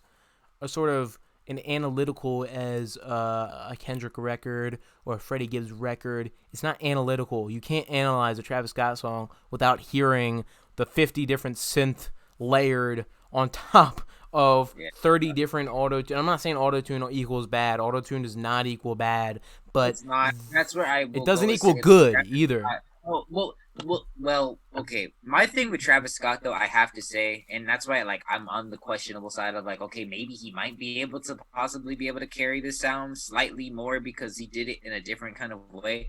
I will say the way he has articulated auto-tune is something I've never heard, because he does it where it's like psychedelic and like he's made his voice damn near like an instrument. But that's he's done different things. But that's what Kid Cudi did, and I'm not trying to deny his greatness, but he kind of took what Kid Cudi and Kanye did, built it on his own, but he's been doing it that way for the past 5 and 6 years, but he hasn't made something where he's like deeply analyzing like society the way like Kendrick Lamar is deeply analyzing society. And I'm really putting the standard high when really he just makes music to like have fun to. And I'm not saying that you shouldn't make music to have fun to, but I'm just saying if we're gonna compare to Kendrick, like this is what I've always said, and I want to spread this concept about like my top 3 favorite rappers, and they're all kind of tied. Is it's Kendrick, Kanye, and Drake, because Kendrick represents the lower class of society that has been beaten down and looked and sort of disregarded, and it represents this sort of like misrepresented like group of people, an area and sort of world that not a lot of people live, and it's sort of like he's sort of showing what this man in the suit would not want to see, okay, and would want to ignore, right? Drake represents the everyman, the man everybody's relates to what Drake says, and everybody's had a Marvin's Room moment. Okay, everybody's had their life go from best I ever had to Marvin's Room within weeks. Okay, that's just how life goes. And Kanye represents like the man in turmoil, where he doesn't know himself. He never will know himself. He never will know what that man will never know what he wants or who he wants or what he wants to do, but he's kind of living with that. And that's my concept on the three greatest rappers, and I don't know if I could ever put anybody else in that category. Okay. I agree with that. I'm losing energy, man. I need an energy drink. What energy drinks do you mess with? I don't actually drink any energy drinks, I'm not gonna lie. What do you drink? Gatorade. I don't know. Like, I don't Gatorade. If that's a sports drink, I guess. There we go. I don't know. Oh, actually, I gotta go to my car. I just realized I have to go get something there. But yeah, man. My whole thing is, at the end of the day, I hope Travis Scott can do something cool. I love his music. Well, I like it. It's cool. I like it. But yeah. It's keyword like. I just don't know. Yeah, I just don't know. I really don't know if it'll age well. And I guess I don't know if this sound is gonna age well. But then again, who knows? Because this genre is very, very, very. It changes over time. Everybody's ears are gonna like listen to something different. You know what I fear? We're learning that more and more. You know what I fear though is funk being like drill. Funk being like drill. No, funk being like drill to the point where everybody's trying to fucking do it. And how do I want to get into that? No. I'm just saying no. Not in the level. No, I'm just meaning I don't want it to get the exposure that drill does. I want it to be sort of like. No, I want it to get exposure, but I don't want. I want people to do it, but like it's sort of like, how do I put this? You don't want it to be over, kind of like how like the trap sound was. That's what I mean. Yeah. Sound, how the drill sound was, or I guess this New York or like UK drill sound has gotten to where it's like just oversaturated and everyone's doing it. I guess. Yeah, that's what I mean. Okay. I think the only person that has really gotten that sound to where it's somewhat more, a little more mainstream is, I guess, Freddie Dredd. Only because when you hear his sound has gotten to a point where like, oh, like it's on TikTok, it's on like all these other things, like it's gotten that recognition to where like people are like they know it exists, but they don't probably know it as funk. Like they probably just know it as like, oh, it's just a song. Yeah, I don't see funk essentially going to, I guess, a mainstream status personally. Maybe if the right person does it. I mean, it's a possibility. Look, I mean, like, look, people are gonna grow. That's a possibility. But like, look, if you want to look at it to where like, look, Doom Shop is a good example of this. I'm not talking Freddie Dredd though. I'm talking like, let's talk about Holocaust, Cursed, Kane, all of like the Koza. That sound is very meant to be the underground, and like I think they even mentioned in their interview like, oh, like people are watching their sound and they think that people are gonna go and look at that sound. But that sound is gonna be probably, if it does go into a more mainstream sound, I'd give it another 2 years or something, maybe, because unless Freddie takes off to where like a point where he does something different with the sound, then maybe. But I don't see it going outside of the underground, because even Freddie, like, look, he had that buzz going, but then it kind of slowly, like, I mean, he's doing kind of his own thing now. I just don't see it, bro. I think it has to take the right person, or maybe someone to just like. Freddie's just like a chill guy. He's just a normal guy who likes to do Twitch streams. Yeah, no, and like, and that's the whole thing. Be funny, yeah, like, and make cool songs. He's a normal guy. Exactly, and like everyone's kind of seeing that as funk, I guess, and like, I mean, a lot of people are even already saying as it is, funk is getting kind of oversaturated as it is, because everyone's kind of saying like, oh, everyone's doing that. Like everyone in the underground is already, it's just, it seems like everyone's just trying to do the funk sound.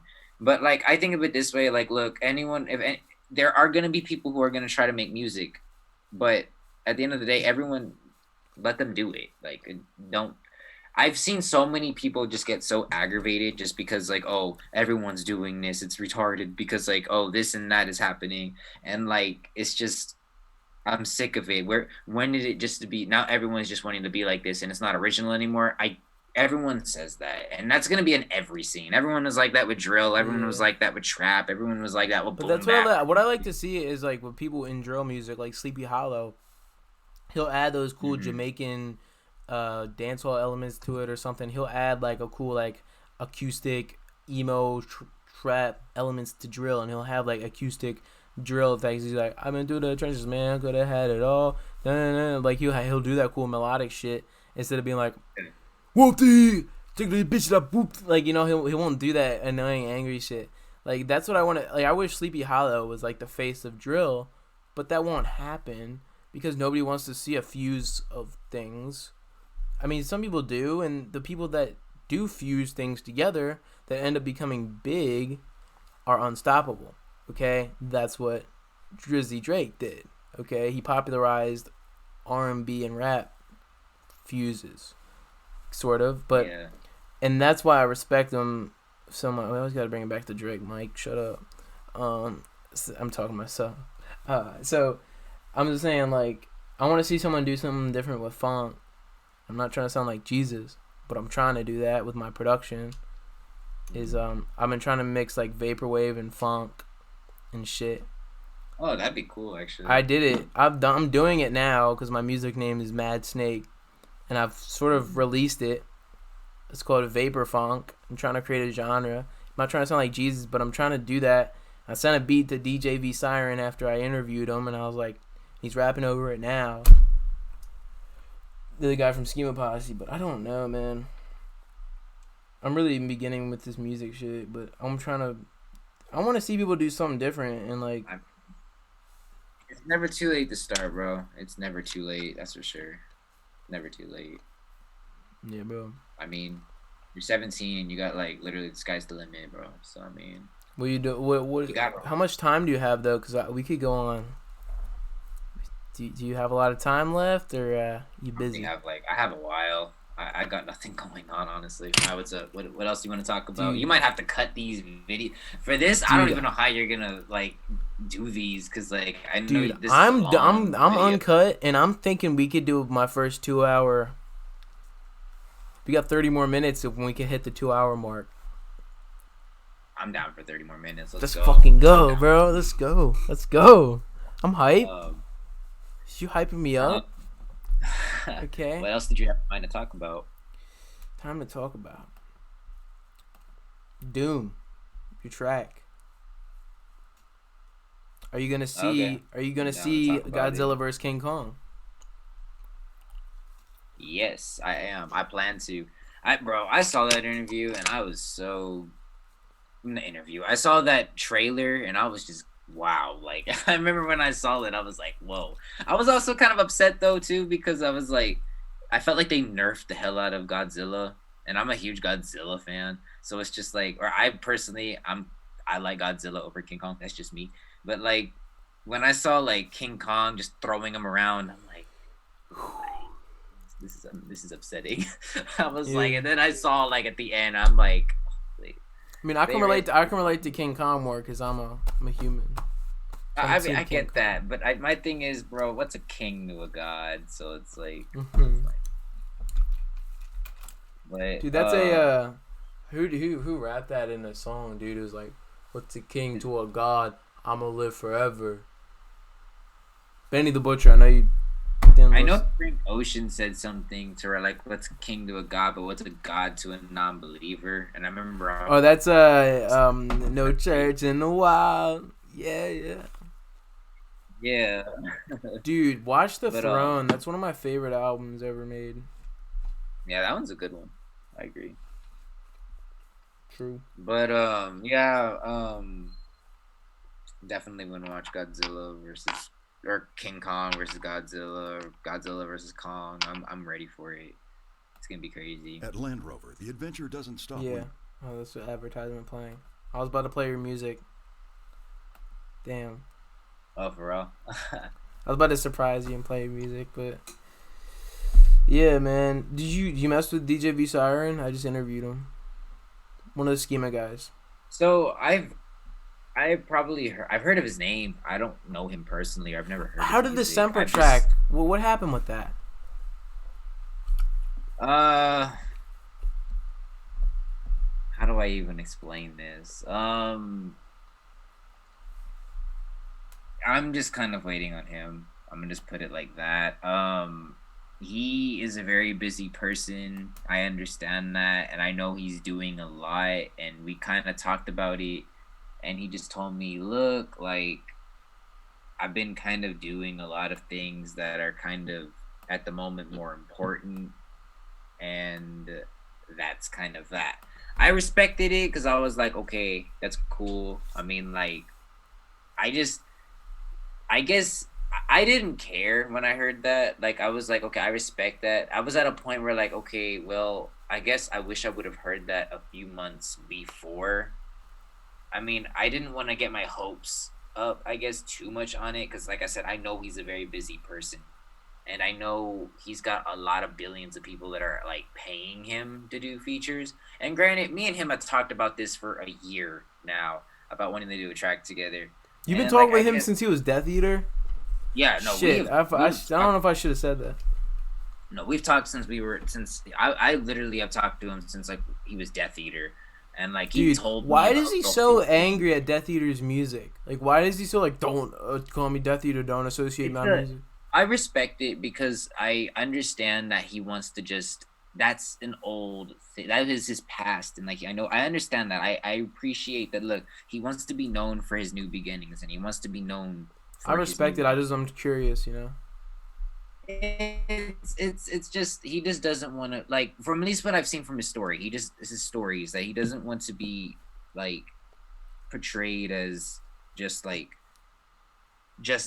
his old Death Eater sound, or I guess he just wants to be. He wants everyone to either evolve with them, or if not, they can just leave. That's what I've gotten out of it, and I respect whatever he wants to do. Like, look, if he wants to be Sempra, that's cool.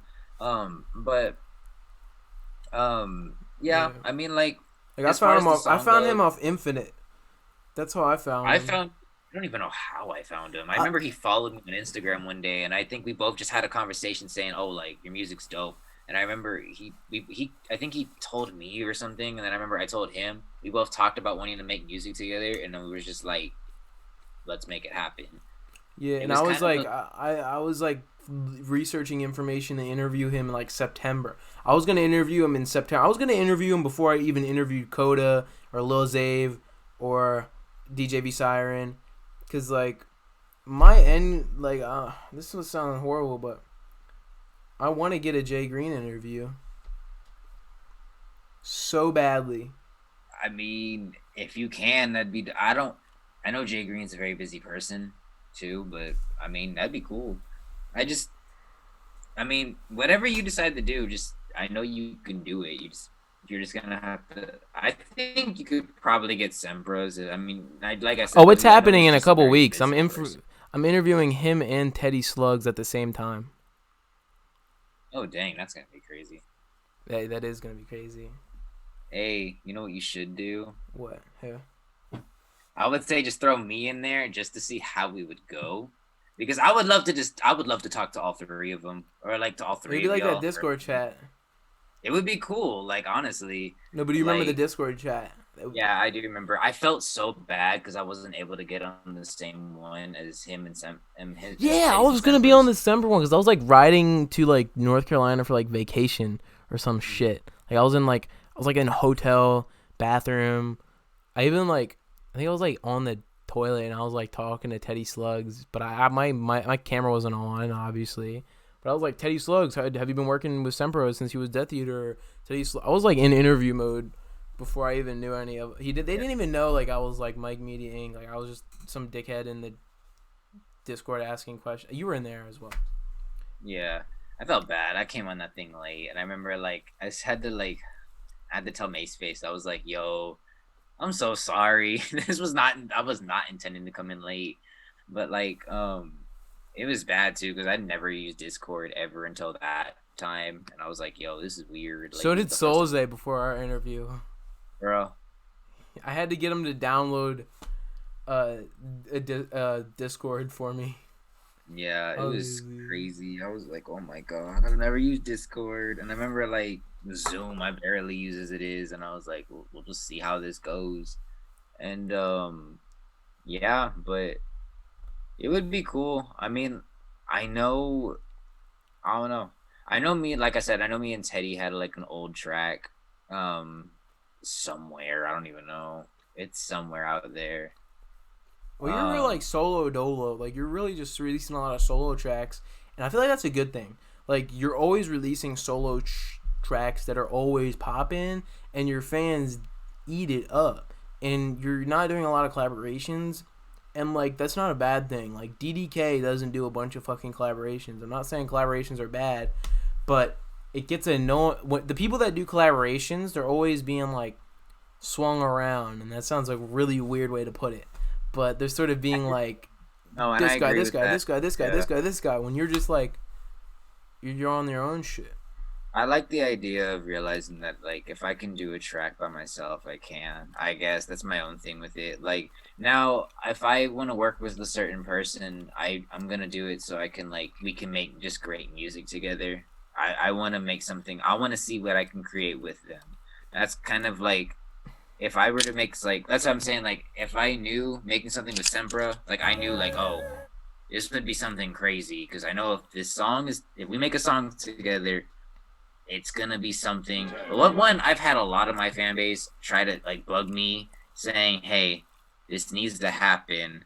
I know he's told me some of his people have been saying, "Hey, work with me," and I'm just like, I would love that. And we both wanted, and this was at a time I think when he was Death Eater. I want to say, like, I remember they were bugging him about that too, and I remember we both kind of talked about it, and we're like, "Look, let's make it happen."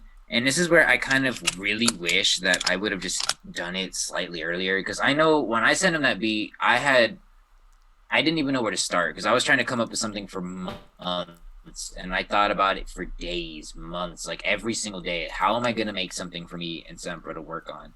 And I finally came up with something in July, but then I was like, I knew when I did that it was the worst time to do it because I knew that he was like gonna be busy and I was like, damn, like I picked the worst time to send him to this. I wish I would have done it earlier.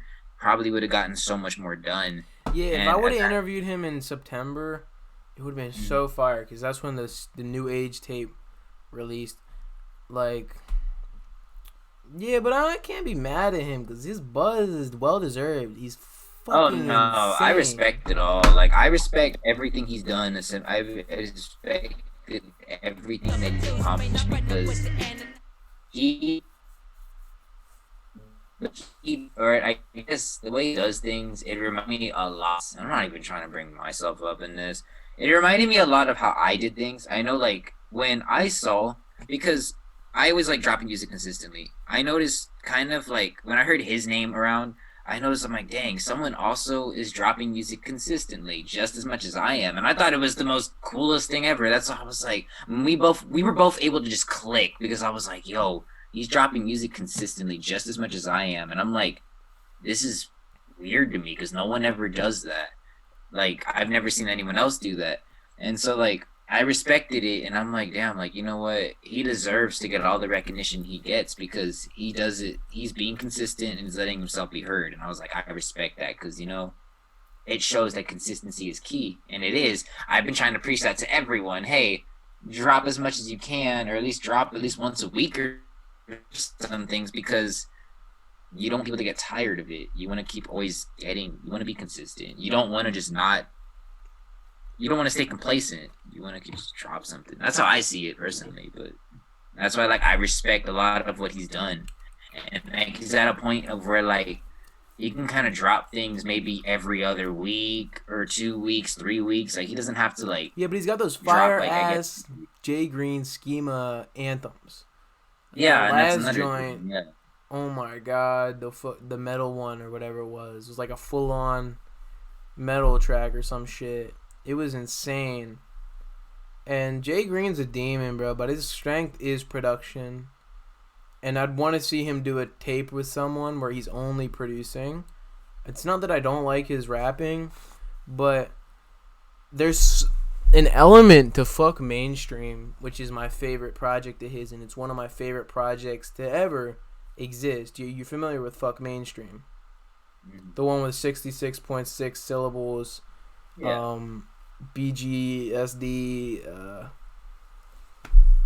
This project is insane, but it has 2 Chainz on it, fucking Juicy J on it, DJ Paul, and Denzel Curry, Xavier Wolf, and who else?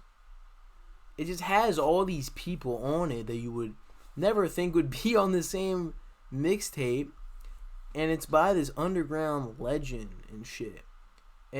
But the production on there is insane. Like, I want to learn, like, what do you do? Like, how does your production is pretty? Is it more sample based or more percussion based when you make a beat? You You, talking about me? you. A little bit of both. I try to do what I can. It honestly, I love finding good samples and just trying to see what I can do. But I also like trying to see what I can do drum wise. And like, but I will say, like, my whole thing is if I can find a really cool sample and articulate it to somewhere I could make it to where it's something different, I will. And that's what I love. Is like I love trying to see what I can do with the sample and see what I can create. Or like same thing with drums and all that. Like I just want to see what I can create and see what kind of music I can create and just see how the finishing result is. I love the idea of seeing how my finishing result of a song will look. And when I finish it, I just feel like yes, I'm happy with it because it came out nice. Yeah, that was it. That's what I'd kill to see a screen recording of one of your FL Studio files. It's funny, I don't use FL actually. I use Logic Pro. Wow. Yeah, I don't use FL. Everyone always assumes I use FL. I tell them, nah, I use Logic Pro. I don't like using FL. I'm baffled. I can't. I could not use FL to save my life. I honestly don't like it because I think it's too colorful and it confuses me looking at it. So, I mean, because I learned making beats off GarageBand, so when I found out Logic Pro is just another version of GarageBand, kind of just more high tech, it's like, oh, I can do this. And I learned doing everything else on Logic, and I do my recording on Logic, I do my beats on Logic, I do my mixing on Logic, everything Logic. I've had a lot of people tell me, oh, you should try different things, and I'm like, no, that costs money, and that's just something I'm so used to Logic, I will not. I've tried using Pro Tools. Well, no, I did use Pro Tools, I know, for like one thing once, and I hated it. I remember I tried using FL once. I didn't even know where to start, so I left. And like, Audacity is cool if you need to record, but hey, I don't know. Logic Pro to me is just the overall good thing of everything, so that's how I see it. Yeah, like, I think what I'm learning now about production is it's really pattern based. It's really a lot of patterns. That's what I'm starting to learn, and that's like probably not new information to anyone who makes music, but it's a lot of like certain patterns and stuff, and it's sort of fun to get to know this, but I'm starting to realize like I gotta change the way I do percussion. It can't be the same every fucking time. But I don't know, what I'm starting to like about production is like adding reverb on a kick. Just a lot of reverb on a kick. Cause it hit and like I don't even need to add an 808 because of how good it sounds. Like, what's a small little trick about your production that really like sticks out to the way you do your process that you don't see a lot of other people doing, like in terms of production? I don't really know, honestly. I mean, I just like to come up with different little patterns, or like, I know when it comes to kicks, I'll just try to make them more boomy. And then my 808s, I'll try to make sure they're like nice and I guess Nice and I just try round. to see. Yeah, like I just want to make sure everything is just overall pleasant sounding to where everything's good and I don't know. There's sometimes where I'll make my drums super simple, so where it's like, oh, I didn't really do much of anything to this. I just wanted it simple because I feel like look, simplicity is key. Sometimes adding too many sounds could be overkill. Sometimes adding too little sounds could be not a lot of anything. But sometimes having simple drums is not a bad thing. I've seen too many people try to add too many different sounds or too much different percussion or too many different anything. And I'm like, you know, you don't need that. You just need simple things, and that's all you need. Like, if you add too much, it's just gonna be a mess. That's how I see it. Simplicity is key at the end of the day, Yeah. and I'll go with simplicity if I have to. I might have already asked this in the old interview. What'd you say? Oh no, I was just saying it saves time too. Just simplicity. But what were you gonna say? I might have already asked this in one of the old interview. Who are the other members in Akuma Clan? And have you worked? Xavier, and Shoddy Skeleton and J187. Are you working with them recently now or?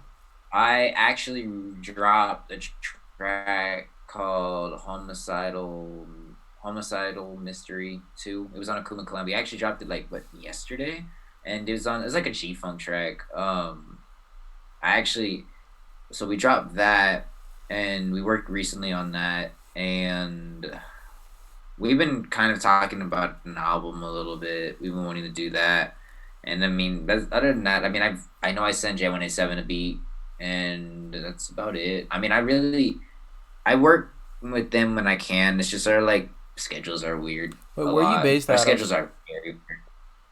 San Antonio. Oh, DJV Sirens in San Antonio. Really? The Schema Posse guy, yeah. For real? Yeah. The funk guy. I know you're like surprised because you said that you don't know a lot of local funk artists that do your style. I don't know anyone who does this genre. Here's one. Here's one. Maybe you should link up with him or do something. How do you spell his name again? DJV Siren. DJV Siren. DJ and then the letter V and the siren. Not like V, just V siren. You are right. He's from San Antonio. I am shook because I would have never expected that, I guess. And I mean, wow, I don't even know what to say. Funny to me because, bro, I don't know a lot of people in San Antonio that do, I guess, funk or like that style of music. To me, I'm just like, that wow, codeine funk. That's crazy. Yeah, like no one. I don't know, bro. Like I don't. That's crazy to me. I never knew he was from San Antonio. I never pay attention. I don't know. I honestly hardly ever pay attention to San Antonio's music scene because like everyone here is kind of just different. They don't do that. Texas though, there's a lot of good artists in Texas and like. Oh no, there are. It's just that Texas is like California though. Yeah, it's like a melting pot. That's how I see it. No, not in terms of like the cultural differences. Well, obviously yes, but I'm saying like at the size in different scenes. So yeah, it's just like Texas is like California is giant too. Like Pike Gang is one of them. That's like a collective in California. Like Jake Ohm. Jake Ohm is insane. You know Jake Ohm? I've heard of him, yeah. And It's the Cash. Mm-hmm. Yeah, and Vibe Moz is he's in the collective, but he doesn't make music. I still can get over that. You know Vibe Moz? I've only heard of like 2 other people that does funk, I guess in San Antonio. That's weird. I don't know. I can't get over that. That's weird. I don't know a lot of people who do that. Yeah. Wow. Well, you taught me something new today. That's That's crazy. Yeah, this is what I wanted though. I wanted this to be more than just a screaming debate about Pusha T. Like, I don't even think you could name it Pusha T. I think you could just. You're probably. I don't even know how you're gonna name this because it was honestly we talked about almost everything. we talked about that real shit. Yeah, I don't even know where. I don't even know where or how. What you? I don't know how you're gonna title it, but I know I have good faith that you'll title it something cool or something good. I don't even know. Yeah, bro. I got this compliment today, and I'm gonna ask you about any compliments you get about your music. Hold on, and then so someone commented, making a 45-minute conversation sound like 10 minutes. I was like, oh man, that was great. He said like always, but what's the best compliment you've gotten about your music? If you want to share that. I always feel bad too because like I get so many DMs from people saying like, oh, like my music has helped them. I've gotten a lot of people telling me like, oh, like just thank you for your music in general, and like I overall feel very bad sometimes when like I never get the chance to respond because part of me, I'm a very busy person, and when I get the chance to respond, I respond like 3 days later or What are you like busy with? weeks later. Like a good example is like I know when, yeah, I'm What are you busy with? what What are you busy with? music? What do you mean? Oh no, I'm just asking that to ask it. Oh, I mean I'm busy with like music, my girlfriend. That's her job. That's what someone told me. Yeah, it can be, but it can be, but I mean, I love her to death, so it's all good.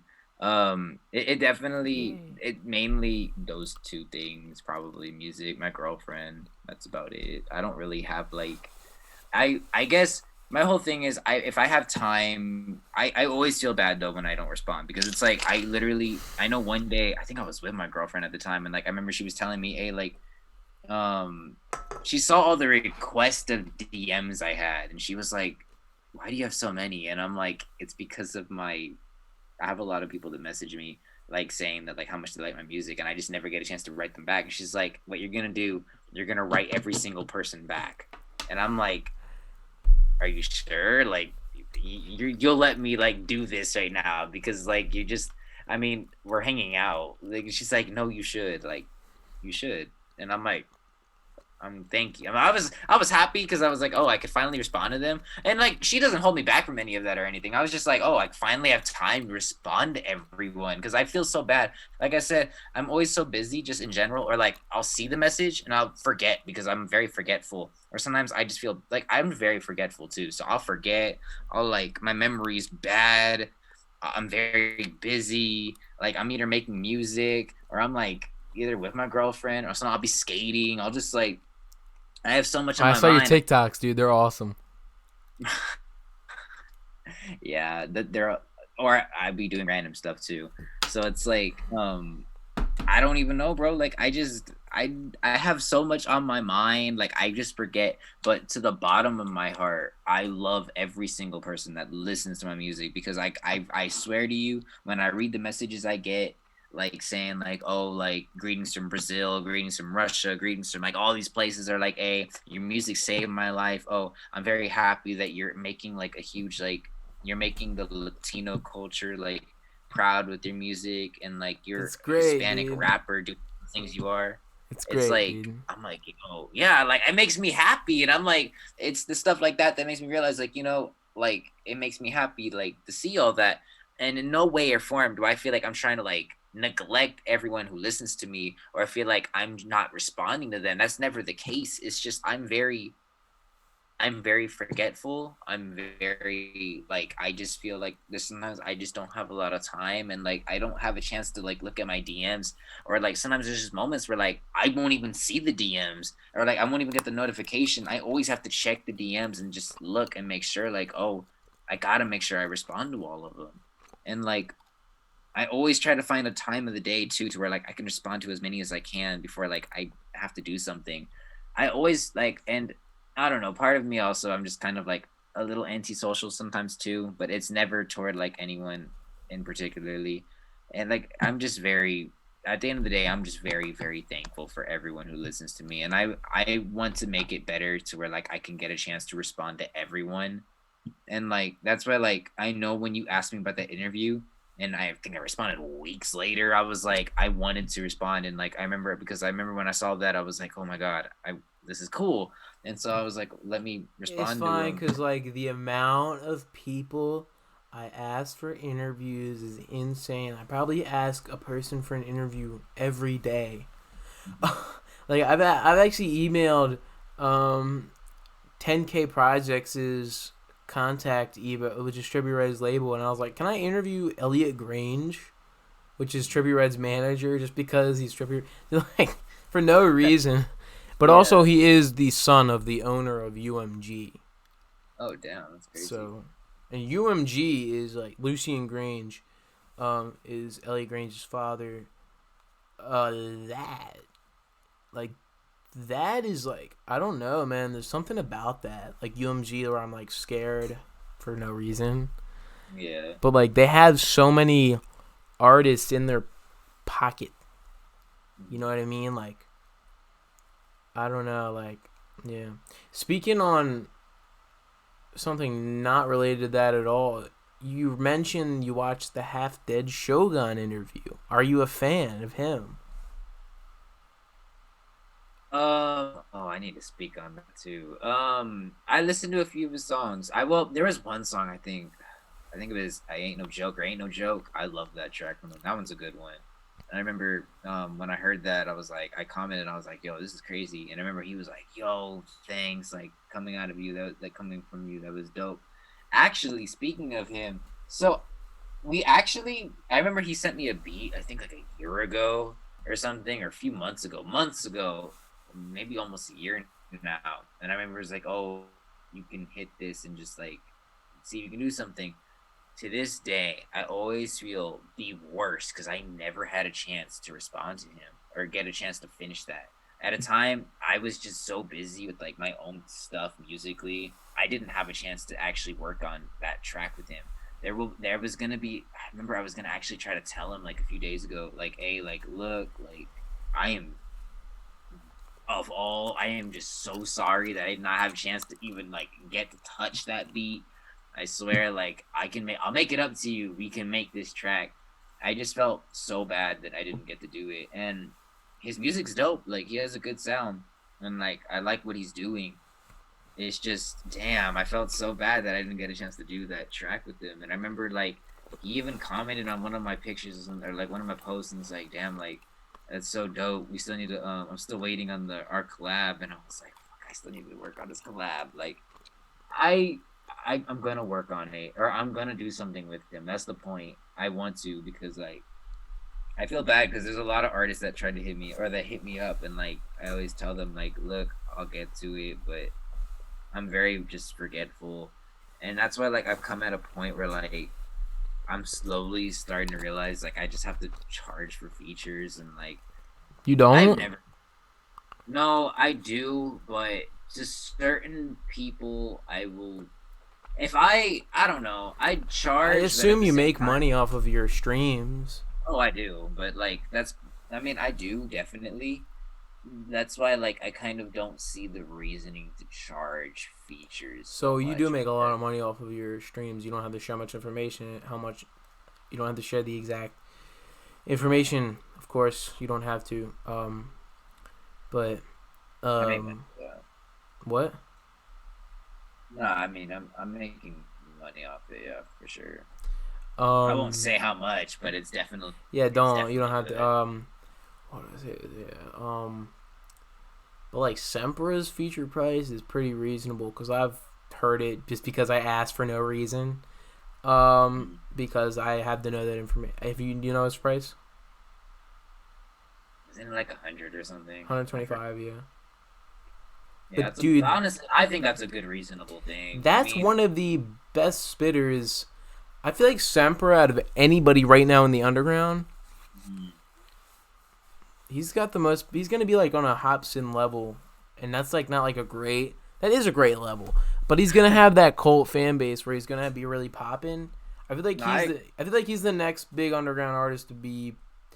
I say that about a lot of people, but out of anybody I'm talking about or interview, him, Solze, and I don't know who else. Probably you, and Lil Zave. Lil Zave as well, because he's like real digestible. Like Lil Zave, you play him around somebody that like listens to like Young Thug or Gunna, they'll be like, all right, it's all right, you know. Yeah. Like he's diet, like how do I say? He's consumable from the everyday audience perspective, you know. I agree. But Semper is for like the old heads. Yeah. In a weird way, in a way where like a specific group of old heads that like, I don't know what I'm getting at. No, I see where you're going at. He has a sound that's like, it'll stick to you. That's how I see it. It's unique. That's definitely something I like love about his sound. So that's why like I respect it. We're Yeah, at the 2 hour mark. I don't like charging for features, bro. I had to. I actually started. I know like a few months ago though, but it was crazy because I never wanted to do it, but I realized like I guess my whole thing is I don't have the heart to tell people, hey, look, this is how much I'll pay, or this is how much you gotta pay.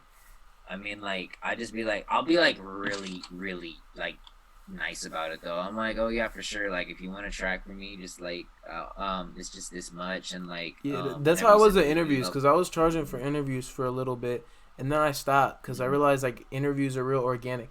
I do still charge for other services, like a reaction video. Like, if you want me to do a reaction video of your music, just so I can critique your music, because music criticism is a service that I try and take seriously, I will do that. It just costs $10, and you need to have a PayPal account, okay? And if you want me to write an article for you on this website I write articles for, a Splash Bakery, based out of San Francisco, you could do that. It costs $15, and you can do a phone call with me, and I'll ask you legitimate questions. Or if you want me to do a transcript, I will interview. I can. This is just any artist watching. I will review your album on my podcast. It just costs a couple bones, you know. Throw me a couple bones if you support. But for an interview, there's something. How do I put this? Fluid, fast, personal, connect. You have this weird, awesome connection, you know, like we're having right now. We're getting into some deep shit, and we're at 2 hour mark. I feel like we covered all we could cover, bro. Yeah, that's crazy. That's wild. I was wondering when the 2 hour mark was about to happen. But yeah, man. I agree with you on all of that. The pyramids shall rise. That's what Kanye said at the end of 30 hours. Do you think Kanye is an Illuminati member? Yeah, probably. I mean, I don't care though. I have a lot of respect for Kanye. Same, man. I literally, even no matter what he's done, I will not care. Like, he's so memeable. He's funny. Like, dude, his interviews are insanely good. Bro, I love it. I would genuinely commit horrible things to interview Kanye. Okay? I would do horrible things to interview Kanye. Like, if you ever interview Kanye ever, oh my God, I will live for that, because that'd be great. Who would you want to see me interview? He's just such an entertaining person. Who would you want to see me interview? I would love to see you interview Kanye. Okay, if I had to name big people, Kanye and Drake. I would love to see you interview Drake, just because I would love to see how you'd be able to contain yourself. But that's my thing. Oh my God, this is a question I'd ask Drake. I'd be like, let me find out. Let me think of a question I ask Drake. Okay. No. Let me think of a question I'd ask Drake. Give me a minute. I'm gonna contain myself. Let's do some role play. Okay. Give me a sec.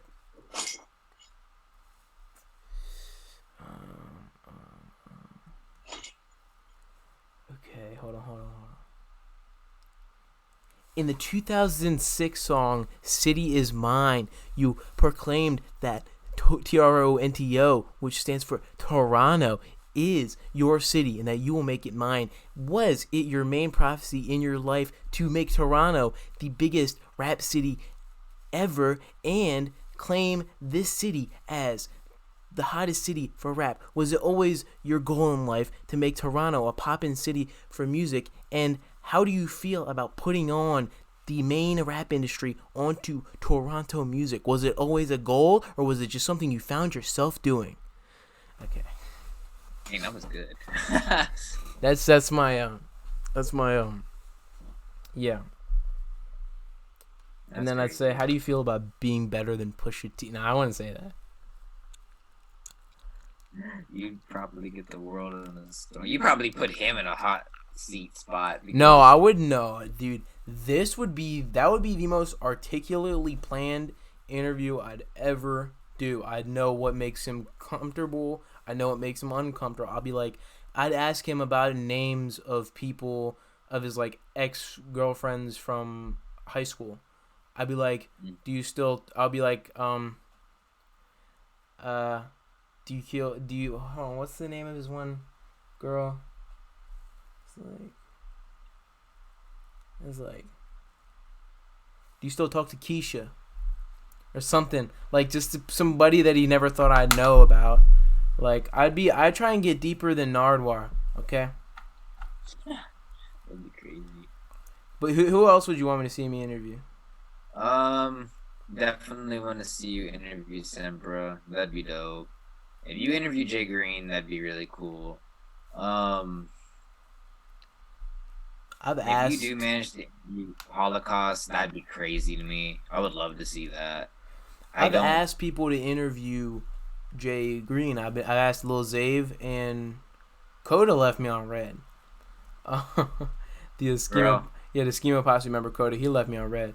And I couldn't hate on him, but I still comment on his whenever he drops new music. I'll comment like the fire emoji, and it'll be like, comment like a prayer emoji, like thank you. And I'll be like, all right, so he doesn't hate me. He just didn't want to respond. And he was like, but and Lil Zay was like, he's not gonna want to do an interview, like even if I ask him or something. I mean, I know just some people just don't like interviews, but I don't think it's anything personal. Just some people just don't like interviews. That's how I see it. I'm trying to think. There was one artist I want to say, like, I don't know, man. Like, I don't know who else I could see. Think big. Think what is unrealistic but will soon be realistic, because I have drive.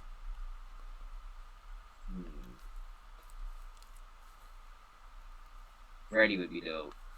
Freddie Dredd and Freddie Gibbs. Yeah. That'd be cool. Dude, imagine if Freddie Gibbs did a song with Freddie Dredd. Huh? Dude, imagine if Freddie Dredd did a song with Freddie Gibbs.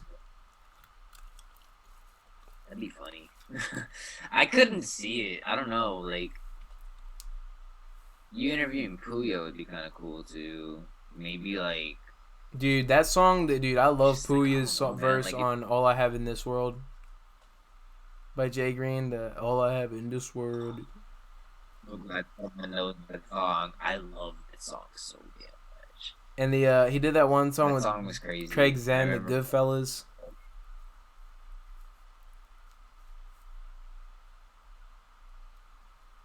Huh? Do you remember that one song with Craig Zen, Goodfellas? Oh no, I think so, yeah. All right, bro. Yeah, I do. That's all we got, bro. This is another great episode. This is the longest episode on the podcast so far, dude. That's dope. Maybe one day we'll do a 6-hour one. Cut these in half. Dude. Probably, bro. Honestly, let's do a 6-hour one. I mean, we could definitely do another discussion.